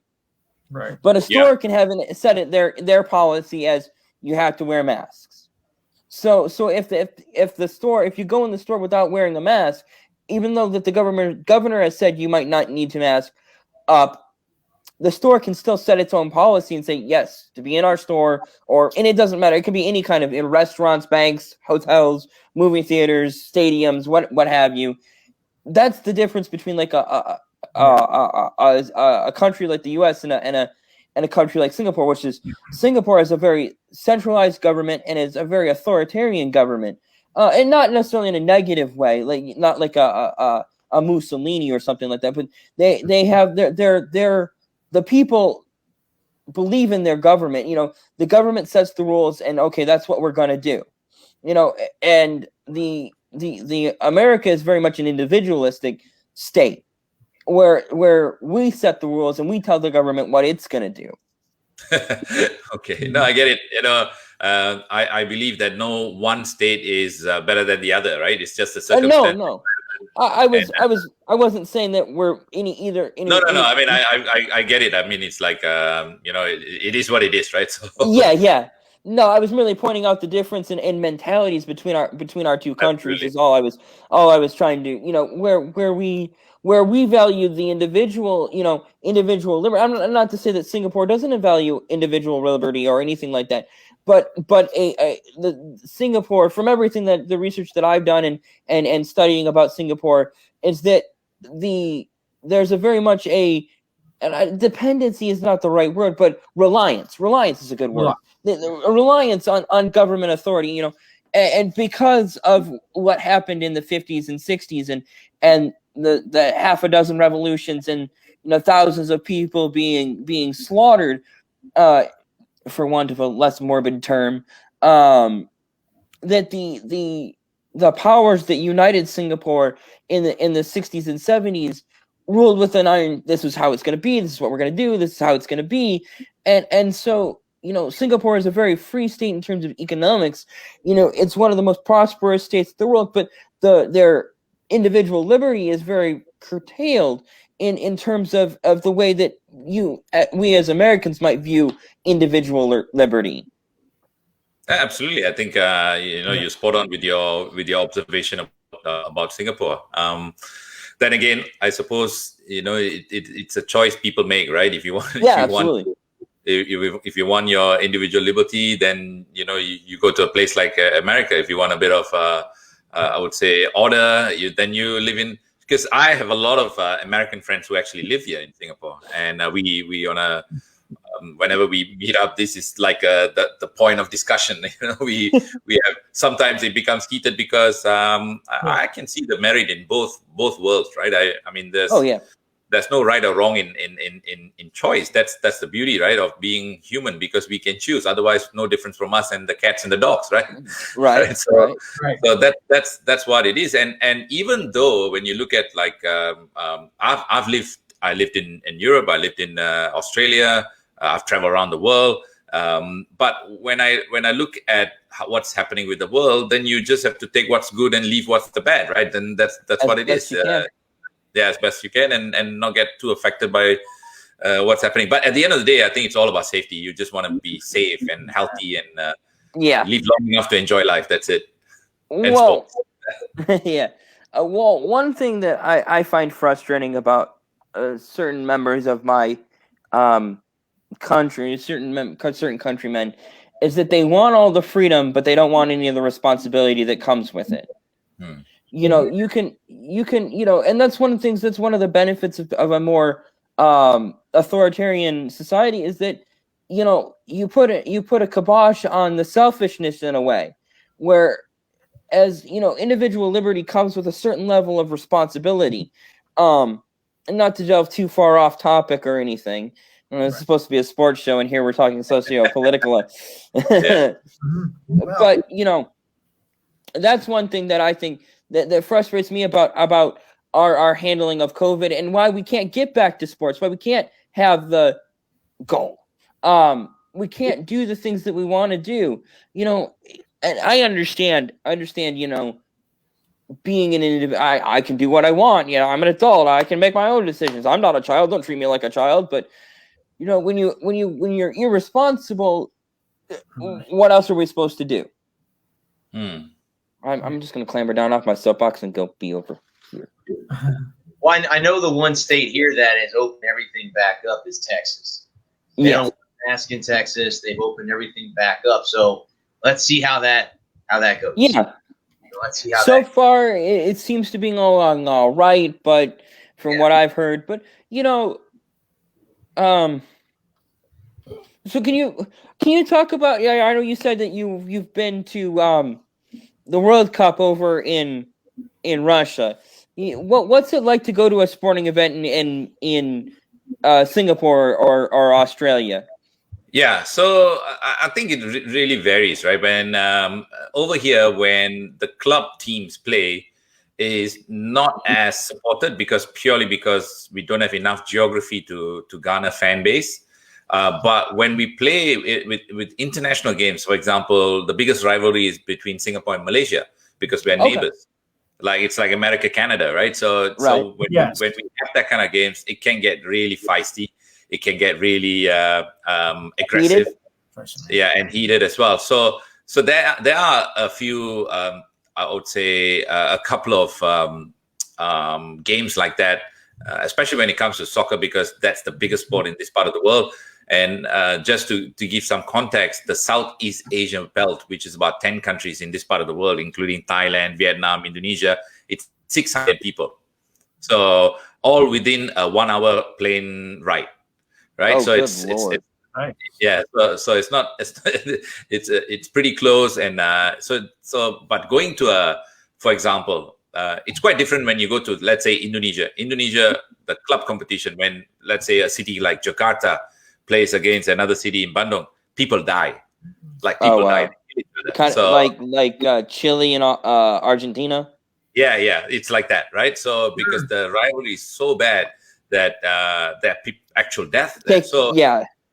And they kick the hell out of each other. So it really depends on which part. Like if you go to Australia, if you go to a sporting event in Australia, it's great because people are just chill. They're having a great time, friendly, and that's what the Aussie people are, right? They're just too cool and they just enjoy life. So it really varies on country to country, and I must say that really different. In Singapore, it's like it's very, very calm, and it's a very family friendly sort of environment. We have a $2 billion stadium that we just built not too long ago. So when it's full, it looks amazing. I bet it's a great experience. I mean, all around. Hopefully we can get back to normal because I'm dying to go for a sport event. Have a pint and see a game. Yeah. Are you into motorsports at all?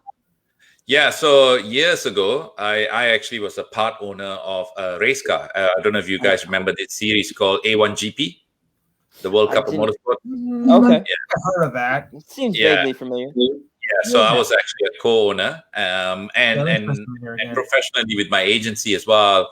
I was working very closely with Toyota, and and Toyota was my client for many years, and we built the one-make race, which actually getting the Toyota Vios souped up and running around a street circuit. So it was quite fun. That sounds like fun. I was going to ask if you ever been to a GP. You ever been to an F1 event? Yes, we host one of the highlight events of the year, right? I thought Singapore had a race, but I couldn't remember, and I didn't want to say it and be like, no. It is. It is. So, it's so I've been to one. I worked on one, and I've been to the Chinese Grand Prix. I've been to the Malaysian Grand Prix. It's. I mean, I'm a fan of Formula One, but the last couple of years, it's kind of lost its gloss a little bit. I'm excited for 2022. Yes. They got a lot of new cars. They got a lot of changes. A lot of changes coming to the car, so I'm excited about that. But Formula One, when you watch motorsports, right? It's I feel that it might be different with NASCAR or something else because I've gone to one of those. But watching a Formula One race, it's better to be watching it on TV because you kind of have the full perspective of what's happening, and being at turn 2 or 3, then you're just waiting for the cars to go like boom, boom, boom, and so I'd rather watch that on TV. I think I would agree with you that. I really highly recommend. I've been to a handful of NASCAR races, and the best one I went to the fall Talladega race last year. It was incredible. It was white knuckle, bumper to bumper for 190 laps at 200 miles an hour. It was rush hour traffic at edge of your seat action the whole day. They took about 15 laps to calm down, and then after that they had a yellow flag or a cycle of pit stops, and they were back after it. It was incredible. And and it was, of course, it was COVID. So there was only about 20,000 fans. I'm winking. When I was walking out, I was like, "There's no way there." I've been to a Tigers game, and I'm a baseball guy, so I went to try Tigers. I've been to several Tigers games, and there was 40,000 people at that Tigers game. Wow! And there was every bit of 40,000 people at that race. There was 20,000, but no. Yeah. All right. We will leave it. We'll leave it as 20,000 then. Yeah. We'll leave it at that. So which is the best NASCAR experience then? Where do you think it will be? I can't. I've only been to a couple of. Like I said, I've been a handful of races, and I can't wait to go back to Talladega. I can't wait. Okay. I'm so excited. I'm fixing to get my tickets tomorrow if I can swing it. I'm so excited. Daytona, Talladega. I've heard road course racing. The Roval in Charlotte. The World 600 or the Coca-Cola 600. The big race, that's the race that's on. So it's Monaco in the morning, the GP, and then it's the Indy 500 in the afternoon, and the Coke 600 at night, and those are all prestige. And like you were saying, one thing about NASCAR is that you can see the whole track. You don't lose the track. Like if you're sitting in turn 3. I was sitting in turn 1. I could see all the way down in turn 3, because it's an oval. Whereas with an Indy or with a GP race or an F1 event, if you're sitting on the front stretch by turn, looking down into turn 1, you can't see turn 9 or 10 or 12. You're watching on the big board, and so I mean. To me, that's one of the appeals of oval racing is the fact that you can see the whole thing from where you're sitting. Have you watched the Singapore Grand Prix on TV? Because I was the night race, and it's a beautiful night race. It's hard to watch a lot of those races because they're at such wacky times here. That's true. Yeah. It must be early in the morning for you. Yeah, usually it's like 2:00 in the morning. Yeah. Yeah. I'd like to take in Le Mans one year. That would be fun. Yeah. I mean, I went to Silverstone once, and then I actually been to Daytona once, but I didn't go. Not when the race was there. I just happened to be a tourist, so I just walked and drove past. I haven't been to Daytona yet. Me and Brad are going to Daytona 2022.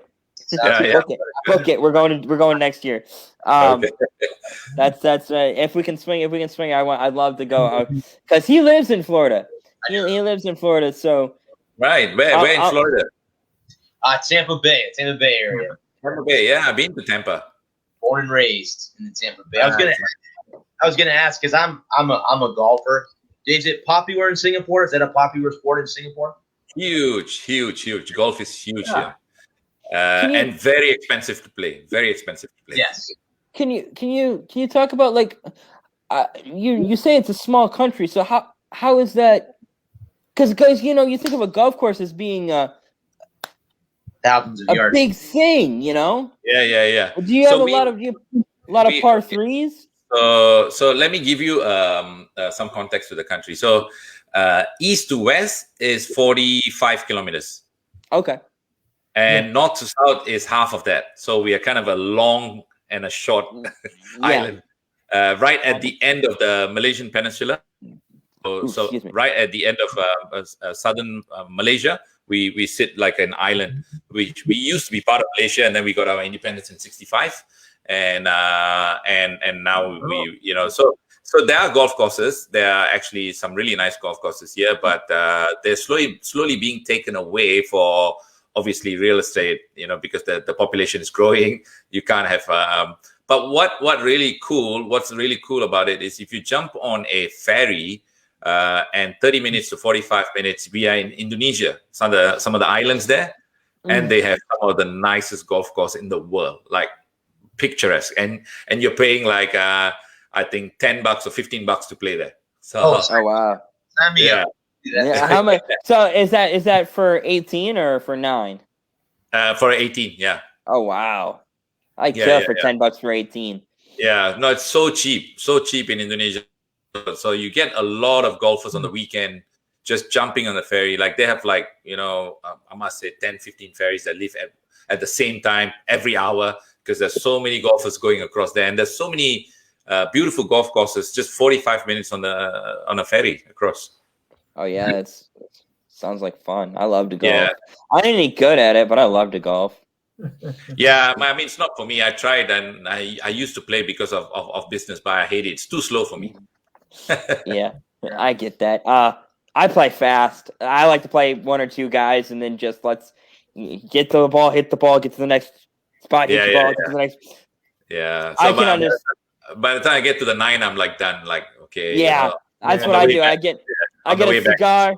I get a cigar and 2 beers and we'll play 9. And I'm going to the clubhouse and I'm gonna keep drinking and smoking. And whenever you guys are done, you can come on and we'll get a burger. And I do like to play golf, but I ain't any good at it, so I don't want to play any more than 9. After 9, I'm frustrated, I'm tired, I'm hot. I'm like, let me go in. Yeah. Hey, what's the weather like in the US at the moment? Here it's wet. It's we're coming up on spring here, and it takes a little bit of time in the east to warm up a bit. Okay. Must be nice. Miami, no? What about in Miami? It must be warm in Miami, no? Tampa. No? Tampa. Tampa. Yeah, it's warm. It's in the 80s. We're going to be able to fry an egg on our heads here in a couple months. But, Miami always stays warm. I don't think it ever gets cold. I don't think it gets in Miami. One of the girls I work with, she's from Cuba, and she grew up in Miami, and she's like, I miss Miami. Yeah. She's like, it's too cold. It's too cold. Too cold. Miami is nice. It's nice. Miami is nice. Yes. I've only been to Panama City a couple of times. That's the only place I've been. It's gorgeous. Don't get me wrong, but went and bought lottery tickets and went home. That's all I've done. So have you guys anyone been to Asia? No, I haven't. My girl wants to go to New Zealand next year. Okay, yeah, it's a beautiful place, though. Beautiful place. Yeah, Japan. Yeah, Japan is nice. Expensive, but nice. Yeah. I've been to Canada a couple of times. I like Canada, and I haven't really traveled. That's about as far as outside of the States as It's expensive to travel, and it's difficult when you live in something like Singapore. You can go to Malaysia, you can go to Indonesia, you can go to India, you go to China, you go to New Zealand or Australia. When you live here, you're looking at a 14-hour flight to get to just to get to Japan. or 6. You're looking at a 24-hour flight to get to New Zealand or Australia. Wow. And so if you take a 2-week vacation, let's say you leave on a Thursday, you're not getting there until Saturday, right? That's right. So you've lost a day and a half of your vacation, and then you got like 10 days in country, and then you fly back. Yeah, you get a day back, but that's a rest day, and so it's really hard for Americans to travel. Like Europeans, and they mock us because we don't leave our country. Yeah, but France is 45 minutes from Italy, which is 45 minutes from Germany, which is 45 minutes from Belgium, which is a ferry ride from New York or from to New England to England. Yeah. No, I get it. It's from here to Boston or from Philly to Boston or whatnot, or LA to San Francisco. You get the idea. So it's like that. I drove 8 hours across Texas. I was still in Texas. It's a big state, man. I know. Wow. It's such a vast country, isn't it? It's just a big country. The scale, a lot of, especially Europeans, I like the Chinese might understand, what's the scale, or the Russians, the vast scale, like Moscow to Siberia is a long way. Yeah. But, and the thing about it is that if you want to go somewhere in the state, you want to go to Little China or Little Singapore, Little Vietnam.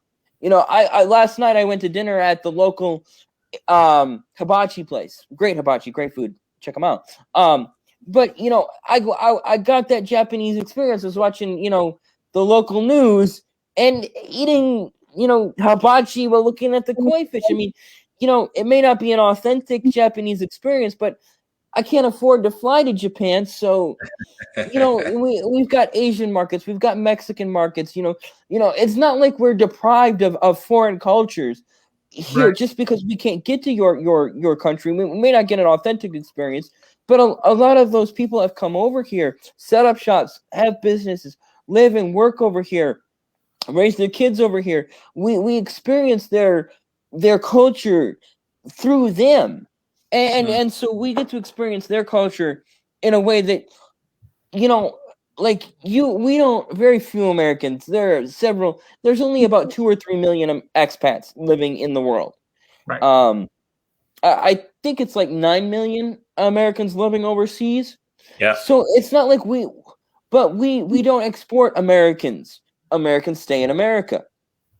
Right. Whereas we're millions of people from around the world every year come here. You get Russians, you get Belgians, you get Chinese, you get Japanese, Vietnamese, Koreans. You take your pick, and you've got 100,000 of them coming here every year. And I'm not saying anything bad or negative. I'm merely, we don't go out and explore the world because we're happy here.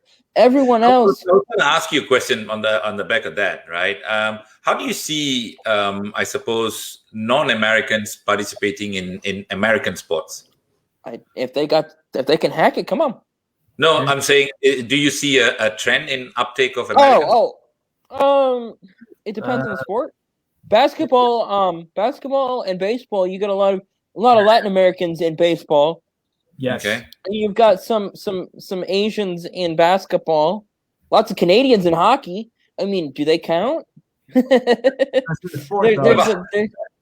about like NFL? Do you get like? No, because see, the NFL hasn't traveled around the world the way that the other sports have. No. The NFL is very much an American niche. What I mean by that is, like, for example, like, do like Asians, Latinos, or any other nationalities, do they take to the sport at the grassroots level? Yeah.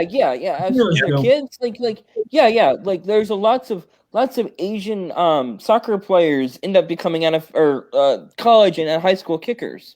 Okay. Like they kick when it comes to the NFL, like the NFL or football in general, it's such an American thing that you don't see a lot of foreign-born players coming to the NFL. They're very few and far between.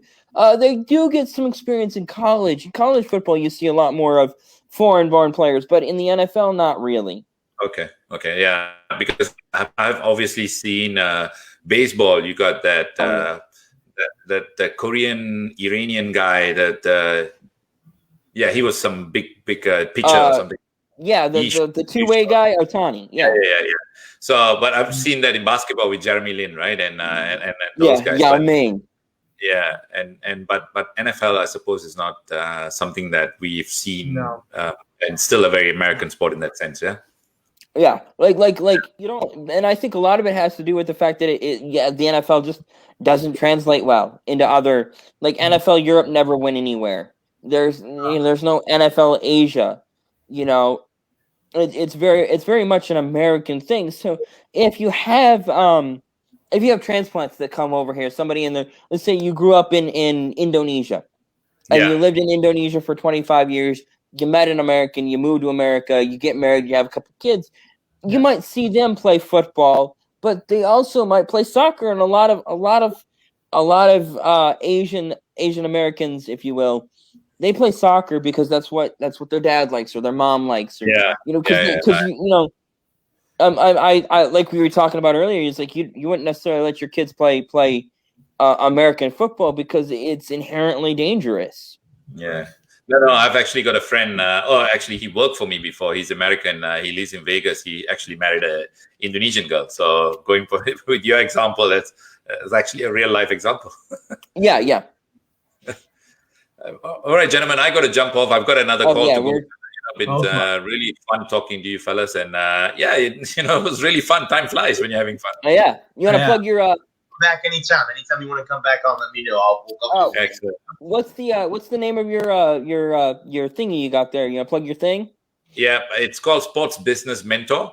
So you can email me at mentor@sportsbusinessmentor, and you can find me on Instagram and of course Facebook, where I again teach coaches how to get from zero or wherever you are to 20K in revenue per month. So if you're a sports coach and you're struggling to build your business, hit me up. We can have a quick chat and see where you are and how I can help you. All right, thanks for coming on the show. Yeah, thanks for having me. Real pleasure. It was. I suppose we talked about quite a lot of things and quite educational as well. Thank you. Thanks for that. You're welcome. It's awesome. Yep. Yeah. Thanks, guys. Take care. Bye-bye. Thank you. Bye-bye. Good night. That was awesome. Yeah. That was awesome. That was fantastic. That was awesome. See, that's cool, dude. That's cool. See, that's cool. Yeah. To get an outsider's perspective of someone that lives around the world in a whole country than America. So that's cool to get an outsider's opinion on things. So let me. Where were we? Where were we? let me bring it back up, and we'll Hold on, let me try something here, and I'll come right back. Just don't erase me from the show. Nope, not at all. You're good. I'm gonna try to re-get in. Okay. I think, but we were at the 512 in the Midwest. We were. Yeah, I gotta wait for it to finish loading. I minimized it, and so I'm waiting for it to finish loading. We'll wait for him to come back, and then by the time he gets back, hopefully it'll be loaded. Yeah, I'd stuck it. Please tell me it didn't close out or erase all of my picks. I might have to go back through this thing. I just have a PDF, but I don't have a way.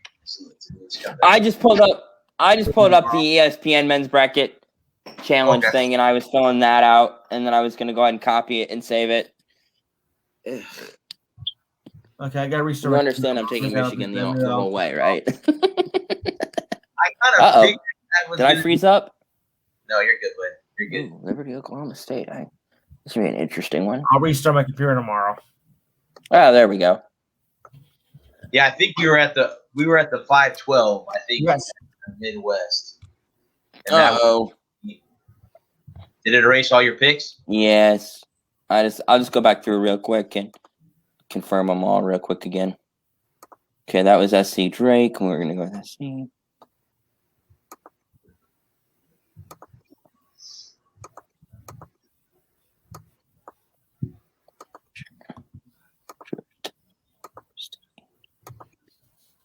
Oh no, we were taking the field in that one.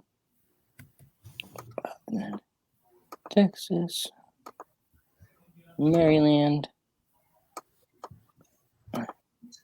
I think if Maryland wasn't getting Bama in the second round, they could do a lot of damage.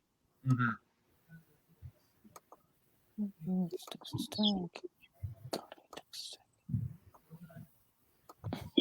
Okay.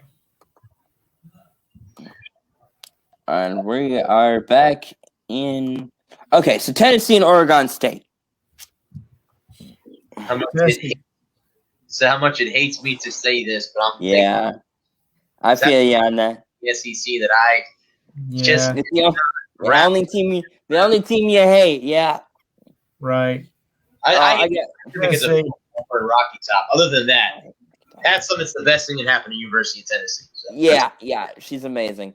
Okay, so then we got Oklahoma State and Liberty, the 4-13 in the Midwest. Cowboys. Yeah, that's what I was thinking. Okay, ST. Yeah, that's what I was thinking. Come on. San Diego State and Syracuse. Ooh. Do we take the Syracuse? San Diego State's the 6, Syracuse is the 11. You know what? I'm thinking an upset here, and I'm going to go with San Diego State. Okay. I'm going to go with the Orange. I like San Diego State. I don't know. West Virginia at the 3 and Morehead State at the 14. I'm going to go ahead West Virginia. West Virginia. I just don't see Morehead State. Now wait, it's called Morehead, not Moron, correct? I always wondered that. It was always called Morehead. Okay, so then moving on quickly, we've got Clemson and Rutgers. Clemson's the 7, Rutgers is the 10. Yeah. I kind of you're gonna have Scarlet Knights. Let's go with the Scarlet. Okay, we've got Houston and my hometown Cleveland State at the 2 and 15. I literally live like 5 minutes from campus. Why not? Take 16. Yeah, the 15. Yeah, why not? What the hell? Let's take the 15. Okay. All right, now we'll just go instead of scrolling up. Well, okay, so we got number 10 Rutgers, number 15 Cleveland State. Scarlet Rutgers. Knights. Yeah. Scarlet Knights. Probably gonna get that one wrong, but hey, what the hell? It's for the funds. San Diego State and West Virginia. We got a 6 and a 3. West Virginia. Yeah, that's what I was thinking. West Virginia. Take me home, country roads. All right, I'll stop singing. We got the 5 and the 4, Tennessee and Oklahoma State. Oklahoma State. Yeah, Cowboys. Oh, we got the Illini and Georgia Tech. Illini.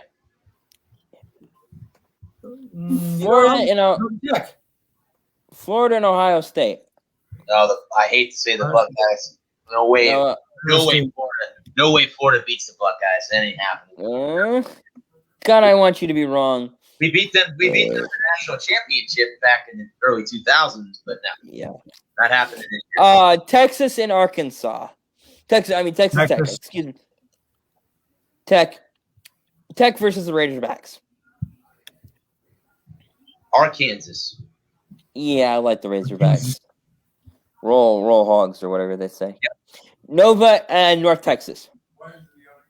Nova. Yeah. Wisconsin versus Baylor.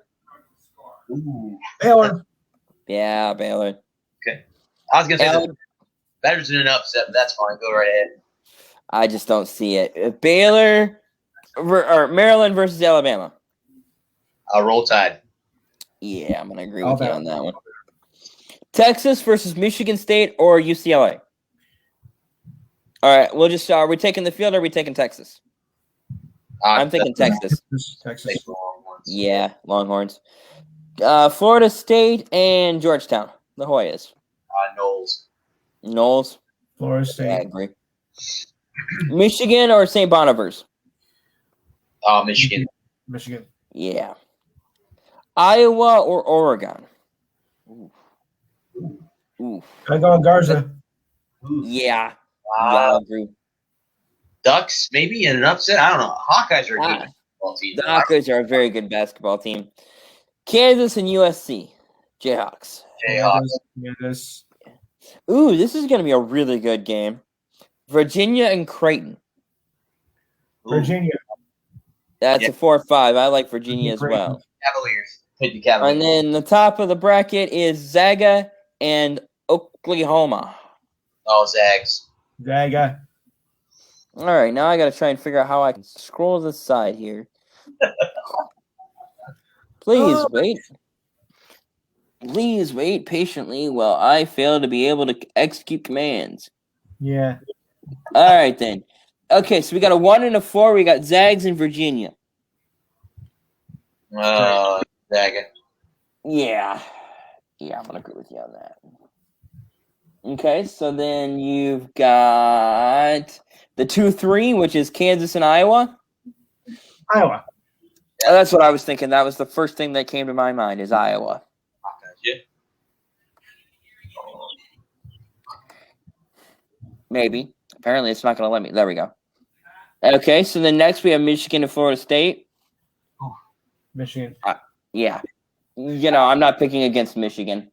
Just wouldn't. It's just not happening. I'll tell you what. If the Noles can keep their turnovers down, Florida State wins that basketball game. But that's been their problem, so the Wolverines will win that one. Yes, I agree, but I'm just not picking against Michigan. Texas and Alabama. This is going to be one hell of a ball game. Alabama. Yeah, roll tide. Texas. I've seen Alabama play. Alabama's going to be a tough freaking out. Baylor and Nova. I like Nova in an upset.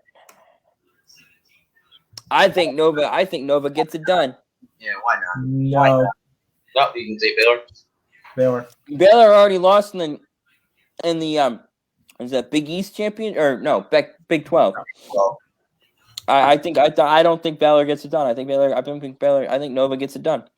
Okay, another great matchup: Arkansas and Ohio State. Right? Yeah, go Razorbacks in an upset. Take the Razorbacks in an upset. Yeah, we'll do that. Okay, the next we've got Illinois and Oklahoma State. Oh, why not? Yeah. Oklahoma State. Cowboys. I'm gonna go Illini. West Virginia and Rutgers. West Virginia. Yeah, Mountaineers. Okay, now we're gonna go back to the top of the bracket. So we got Illinois and West Virginia. Oh, Illini. West Virginia. Midwest. Then you got Villanova and Arkansas. Nova. Okay. I will concede that one to you guys. Bama and Michigan. Bama. Michigan. Well, you can say Bama, but we're taking Michigan. That would be, you know what? If it ends up being Bama and Michigan in the Elite Eight, that's gonna be one hell of a basketball game to watch. Yeah, it is, and so is this one. At the top of the bracket, you got a number 1 in Gonzaga and a number 2 in Iowa. Oof. I want Iowa. I'm gonna go with Gonzaga. I'm gonna take the Hawkeyes. I think Gonzaga can't go undefeated. I don't see that happening. That's gonna be all right. All right, I'm gonna have to blow this up real big, real quick, because I can't see it otherwise. So we've got the final 4: Iowa and Michigan, and Illinois and Nova. I've already seen Michigan beat Iowa once, so I'm going to take Michigan. And do we want an all Big Ten Final Four or championship game? Or is Nova going to get past the Illini? No, Illinois. I was gonna say I take the Illini in that combination. Illinois. Okay. And then I'm taking Michigan. And we're going to go 66. Oh, what the heck are you doing? Oh, I know what you're doing. You're not turned on. I did not put the number lock on. Oh. There we go. 66, 63. Ooh, a 3-pointer. Okay. 68, 64. I was gonna say I would go with that route. It'd be a close basketball game, especially those two teams. Should be a hell of a tournament, boys. Glad to have it back. Missed it last Yes, absolutely. I didn't know what to do with myself for the month of March. Yeah, March Madness last year was March Sadness. Yep. Yeah. Yep. Yeah. In all reality, I don't know how far Michigan can go. I know that they will beat Saint Ugly Pigs Knuckle State, but other than that, I don't know. Honestly, without Livers, it's gonna be a struggle, and that's why that's why I know a lot of people aren't taking the Wolverines, but if they can get out of the second round and give Bama a game, I'll be happy with that. Yeah, that's going to be the tough. That's a tough bracket. That bracket's tough because you got Alabama and Florida State both there. Yeah. And you throw this on top of that. So those other three, and those are the top 4 seeds, obviously. Right. You look at that's tough. I mean, that's either whoever comes out of that East bracket better count their blessings because I mean, if you look at all the teams, I'm looking at the thing right now, that's got to be the toughest bracket of all 4 of them is the East. There's a lot of good basketball. Even like the smaller, like Georgetown could be an upset. Yeah, Georgetown could play spoiler. Yeah, Maryland could be an upset somewhere down the road. You know, somebody can, they take these teams too lightly. Colorado's the 5th seed. That's tough. I mean, the Buffaloes are tough. Yeah. Not either. That's a tough region. Tough region. Because the rest of them, I mean, you can look at the top one. The West, you got Gonzaga. Obviously, they're probably the favorite coming out of there. But, I mean, Iowa is a good basketball team. Virginia's a good basketball team. Kansas has been a powerhouse for as long as I can remember. Yeah. Always been a good basketball school. Better than their football program's a mess because, we all have Les Miles getting fired and for his right. He's at LSU. Right. Yeah. Yep. Yeah, he cost himself his job by not being by being a ne'er-do-well. Yep. Mm-hmm. Not being a regular around citizen like we all are supposed to be. Right. So. We'll keep an eye on this as the weeks and months go on, and we'll come back to it. Let me go ahead and bookmark this page. So it's all book. Next time we come back, gentlemen, it'll be just before the national semifinals, 2 days prior. So we'll have Well, I'll have a show in between there. So correct. And I think Sweet Lou there will be too. Also. So, yep. So I hope that you'll come check me out. It sure was fun last Friday. Hell yeah, it was. It was great. Well, we did an hour on the NFL all by itself. And that was even before all the big free agency news dropped. Correct. Yeah. Yep. I'm looking for. I wish I was doing it on Friday now, but I can't do it on Friday. I would do it on Fridays if I knew I was going to have every Friday off, but I just don't. And then you're going back. Now you're working again on Fridays. So, hey, how was your first week back in the office? Other than Monday and Tuesday, good. I think Bud adjusting to the new sleep schedule with the hour ahead. I missed Monday. Yeah. I overslept on Monday and had to call off work. Yeah, messed me up. So, but guys, if you want to close it out, I'll let you guys. I'll give the floor to you so you guys can announce your shows and stuff, so our viewers can come see you guys too. You got a haircut, I see. I did on Monday. That was my Monday thing. Yep. Mm-hmm. Yeah, I saw that on your Monday show. I was like, you got a haircut. And you got them all cut. I got a chance to try Detroit style pizza, which is outstanding. From Pizza Hut? No, I had it from Jets. Jets Pizza. Yep, Jets Pizza. It was very good. Didn't know Jets was all the way down there. Yep, we have Jets down here. I think they closed the one in Gaylord down. Yeah. Yep. Alrighty then. Lewis, you want to go ahead and go first? All right, it's called You Can Catch Me Offcamera.com, a.k.a. the Enhanced Sports Show. We're on Saturdays, 5 to 7 p.m. East Coast time. Number to call is 512-543-4662. The number again, 512-543-4662. Extensive coverage, of course, of the tournament. NBA trades at the trade deadline is now only a week and a half away. The free agent frenzy's back in the NFL, so we'll cover that. We'll cover spring training, NHL. I'll even cover a little bit of boxing as well. So if you got time between 5 and 7 on Saturday, please give a call. And if you do call, I guarantee you'll get in.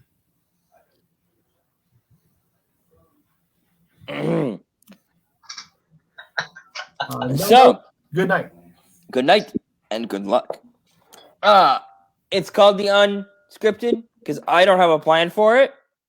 So if you want to come check it out, it's on Saturdays from 10 to 12. We're going to be doing a little bit of everything, anything you want to talk about, sports related, maybe socio-political issues too, because apparently that's what I do now. A little bit of everything. Not necessarily intentionally, and I apologize to Bradley for that because I know this is supposed to be a sports show. But it's a fun time. Bradley was on last week, hoping to have him back on this week. It's on YouTube. It's under my name. Just look me up on YouTube. You can put me in your search bar. The Unscripted, not the Undisputed, which is a much inferior show.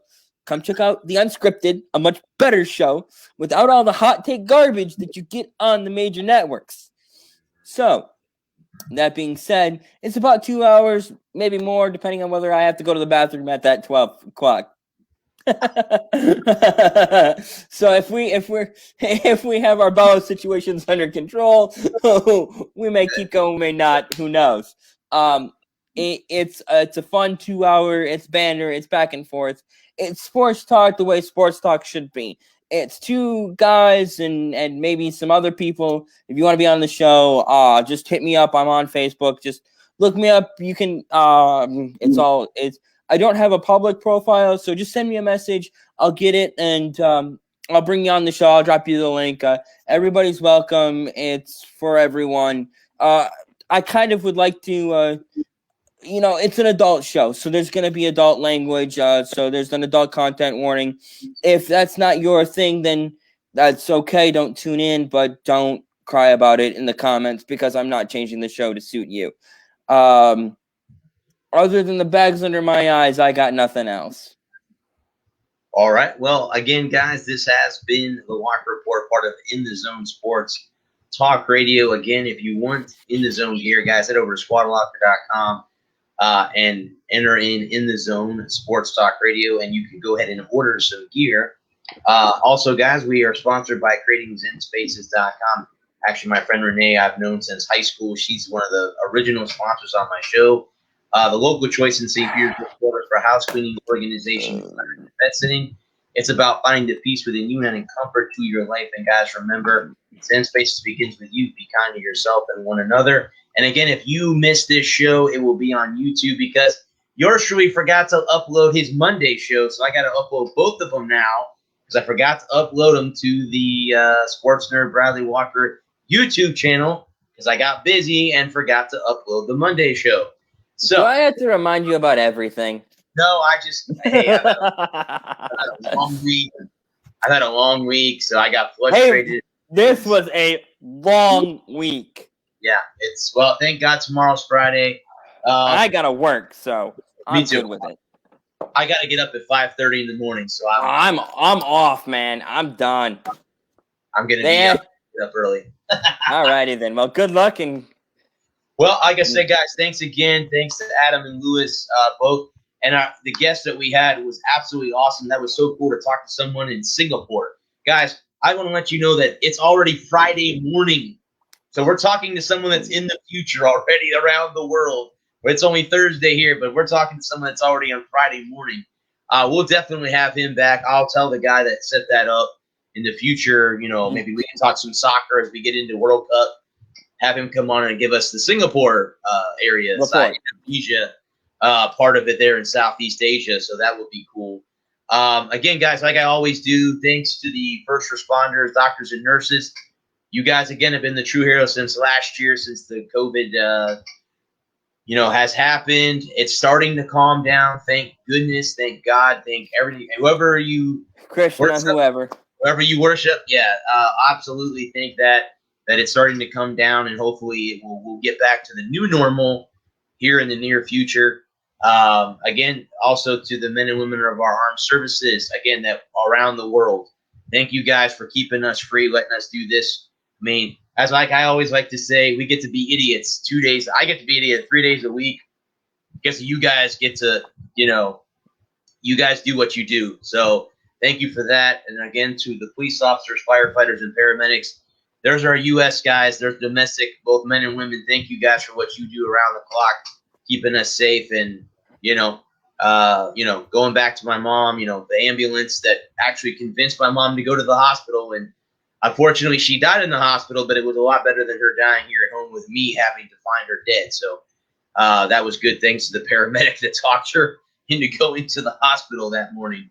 But anyway, guys, we're going to take a week off. We'll be back on April Fool's Day. Yes, we will be back here April 1st. I'm not fooling around with you guys. It's not a joke. We'll be back April 1st. We'll discuss the March Madness at that point, because I think we'll be in the Final Four at that point. Yeah. By then, so we'll talk about the 14th. We can go back. Yeah, the Final Four is scheduled for the 3rd, and then the 12th should be the championship game. So I, however, will not be taking a week off because I'm working hard diligently.